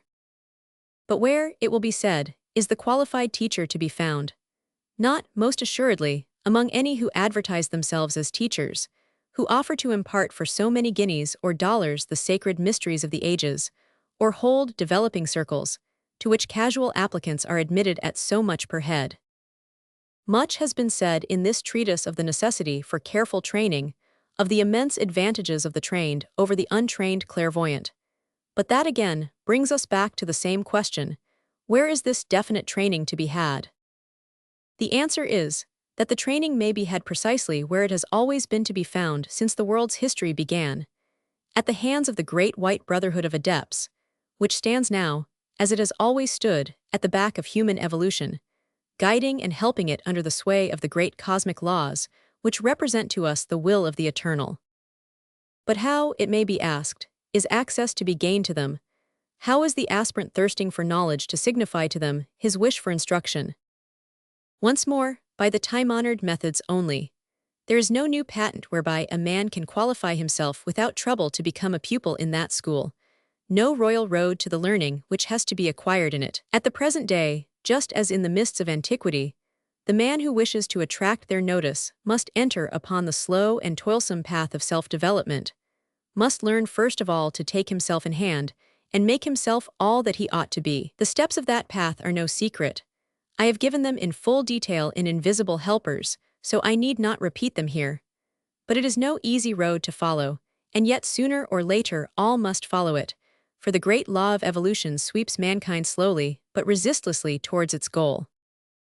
From those who are pressing into this path, the great masters select their pupils, and it is only by qualifying himself to be taught that a man can put himself in the way of getting the teaching.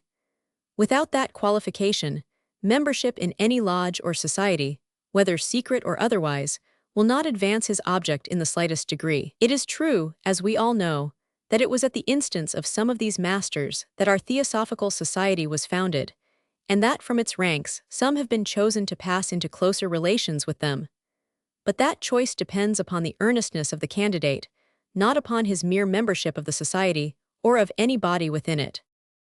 That, then, is the only absolutely safe way of developing clairvoyance, to enter with all one's energy upon the path of moral and mental evolution, at one stage of which this and other of the higher faculties will spontaneously begin to show themselves. Yet there is one practice which is advised by all the religions alike, which if adopted carefully and reverently can do no harm to any human being, yet from which a very pure type of clairvoyance has sometimes been developed, and that is the practice of meditation.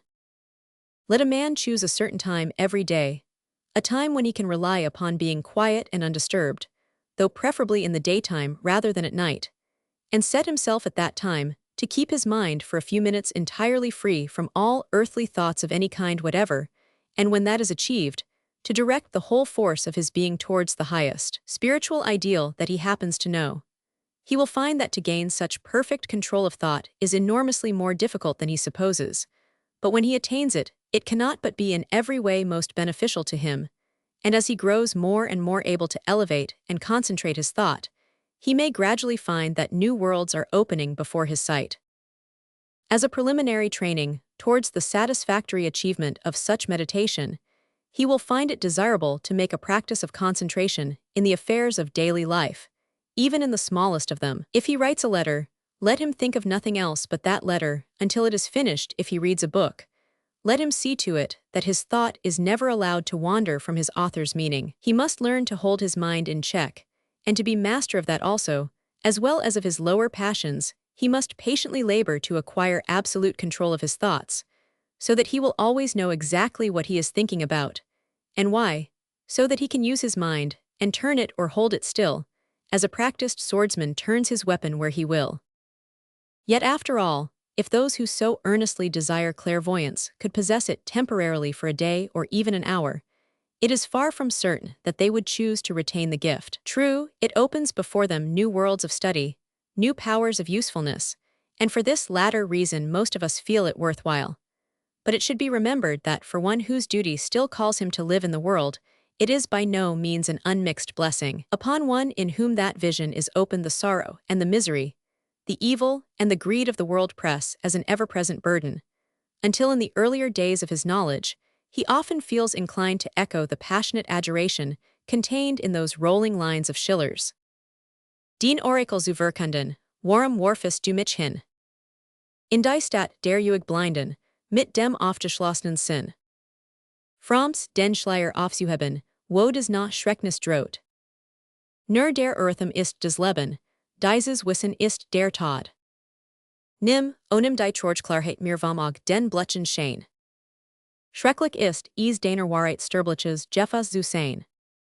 Which may perhaps be translated, why hast thou cast me thus into the town of the ever-blind, to proclaim thine oracle by the open sense? What profits it to lift the veil where the near darkness threatens? Only ignorance is life, this knowledge is death. Take back this sad clear-sightedness, take from mine eyes this cruel light. It is horrible to be the mortal channel of thy truth. And again later he cries, give me back my blindness, the happy darkness of my senses, take back thy dreadful gift. But this of course is a feeling which passes, for the higher sight soon shows the pupil something beyond the sorrow, soon bears in upon his soul the overwhelming certainty that, whatever appearances down here may seem to indicate, all things are without shadow of doubt working together for the eventual good of all. He reflects that the sin and the suffering are there, whether he is able to perceive them or not, and that when he can see them, he is after all better able to give efficient help than he would be if he were working in the dark. And so by degrees, he learns to bear his share of the heavy karma of the world. Some misguided mortals there are who, having the good fortune to possess some slight touch of this higher power, are nevertheless so absolutely destitute of all right feeling in connection with it as to use it for the most sordid ends, actually even to advertise themselves as test and business clairvoyants. Needless to say, such use of the faculty is a mere prostitution and degradation of it, showing that its unfortunate possessor has somehow got hold of it before the moral side of his nature has been sufficiently developed to stand the strain which it imposes. A perception of the amount of evil karma that may be generated by such action in a very short time changes one's disgust into pity for the unhappy perpetrator of that sacrilegious folly. It is sometimes objected that the possession of clairvoyance destroys all privacy and confers a limitless ability to explore the secrets of others. No doubt it does confer such an ability, but nevertheless, the suggestion is an amusing one to anyone who knows anything practically about the matter. Such an objection may possibly be well-founded, as regards the very limited powers of the test and business clairvoyant. But the man who brings it forward against those who have had the faculty opened for them in the course of their instruction, and consequently possess it fully, is forgetting three fundamental facts. First, that it is quite inconceivable that anyone, having before him the splendid fields for investigation which true clairvoyance opens up, could ever have the slightest wish to pry into the trumpery little secrets of any individual man. Secondly, that even if by some impossible chance our clairvoyant had such indecent curiosity about matters of petty gossip, there is, after all, such a thing as the honor of a gentleman, which, on that plane as on this, would of course prevent him from contemplating for an instant the idea of gratifying it. And thirdly, in case, by any unheard-of possibility, one might encounter some variety of low-class pitri, with whom the above considerations would have no weight, full instructions are always given to every pupil, as soon as he develops any sign of faculty, as to the limitations which are placed upon its use. Put briefly, these restrictions are that there shall be no prying, no selfish use of the power, and no displaying of phenomena. That is to say, that the same considerations which would govern the actions of a man of right feeling upon the physical plane are expected to apply upon the astral and mental planes also. That the pupil is never under any circumstances to use the power which his additional knowledge gives to him in order to promote his own worldly advantage, or indeed in connection with gain in any way, and that he is never to give what is called in spiritualistic circles a test. That is, to do anything which will incontestably prove to skeptics on the physical plane that he possesses what to them would appear to be an abnormal power. With regard to this latter proviso, people often say, but why should he not? It would be so easy to confute and convince your skeptic, and it would do him good. Such critics lose sight of the fact that, in the first place, none of those who know anything want to confute or convince skeptics, or trouble themselves in the slightest degree about the skeptic's attitude one way or the other. And in the second, they fail to understand how much better it is for that skeptic that he should gradually grow into an intellectual appreciation of the facts of nature, instead of being suddenly introduced to them by a knockdown blow, as it were. But the subject was fully considered many years ago in Mr. Sinnett's Occult World, and it is needless to repeat again the arguments there adduced.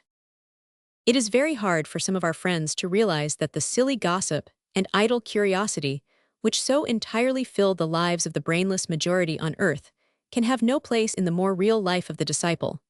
And so they sometimes inquire whether, even without any special wish to see, a clairvoyant might not casually observe some secret which another person was trying to keep, in the same way as one's glance might casually fall upon a sentence in someone else's letter which happened to be lying open upon the table. Of course he might, but what if he did? The man of honor would at once avert his eyes, in one case as in the other, and it would be as though he had not seen. If objectors could but grasp the idea that no pupil cares about other people's business, except when it comes within his province to try to help them, and that he has always a world of work of his own to attend to, they would not be so hopelessly far from understanding the facts of the wider life of the trained clairvoyant. Even from the little that I have said with regard to the restrictions laid upon the pupil, it will be obvious that in very many cases he will know much more than he is at liberty to say. That is of course true in a far wider sense of the great masters of wisdom themselves, and that is why those who have the privilege of occasionally entering their presence pay so much respect to their lightest word, even on subjects quite apart from the direct teaching. For the opinion of a master, or even of one of his higher pupils, upon any subject is that of a man whose opportunity of judging accurately is out of all proportion to ours. His position and his extended faculties are in reality the heritage of all mankind, and far though we may now be from those grand powers, they will none the less certainly be ours one day. Yet how different a place will this old world be when humanity as a whole possesses the higher clairvoyance? Think what the difference will be to history when all can read the records, to science, when all the processes about which now men theorize can be watched through all their course, to medicine, when doctor and patient alike can see clearly and exactly all that is being done, to philosophy, when there is no longer any possibility of discussion as to its basis, because all alike can see a wider aspect of the truth, to labor, when all work will be joy, because every man will be put only to that which he can do best, to education, when the minds and hearts of the children are open to the teacher who is trying to form their character, to religion, when there is no longer any possibility of dispute as to its broad dogmas, since the truth about the states after death, and the great law that governs the world, will be patent to all eyes. Above all, how far easier it will be then for the evolved men to help one another under those so much freer conditions. The possibilities that open before the mind are as glorious vistas stretching in all directions, so that our seventh round should indeed be a veritable golden age. Well for us that these grand faculties will not be possessed by all humanity until it has evolved to a far higher level in morality as well as in wisdom. Else should we but repeat once more under still worse conditions the terrible downfall of the great Atlantean civilization, whose members failed to realize that increased power meant increased responsibility. Yet we ourselves were most of us among those very men. Let us hope that we have learnt wisdom by that failure, and that when the possibilities of the wider life open before us once more, this time we shall bear the trial better.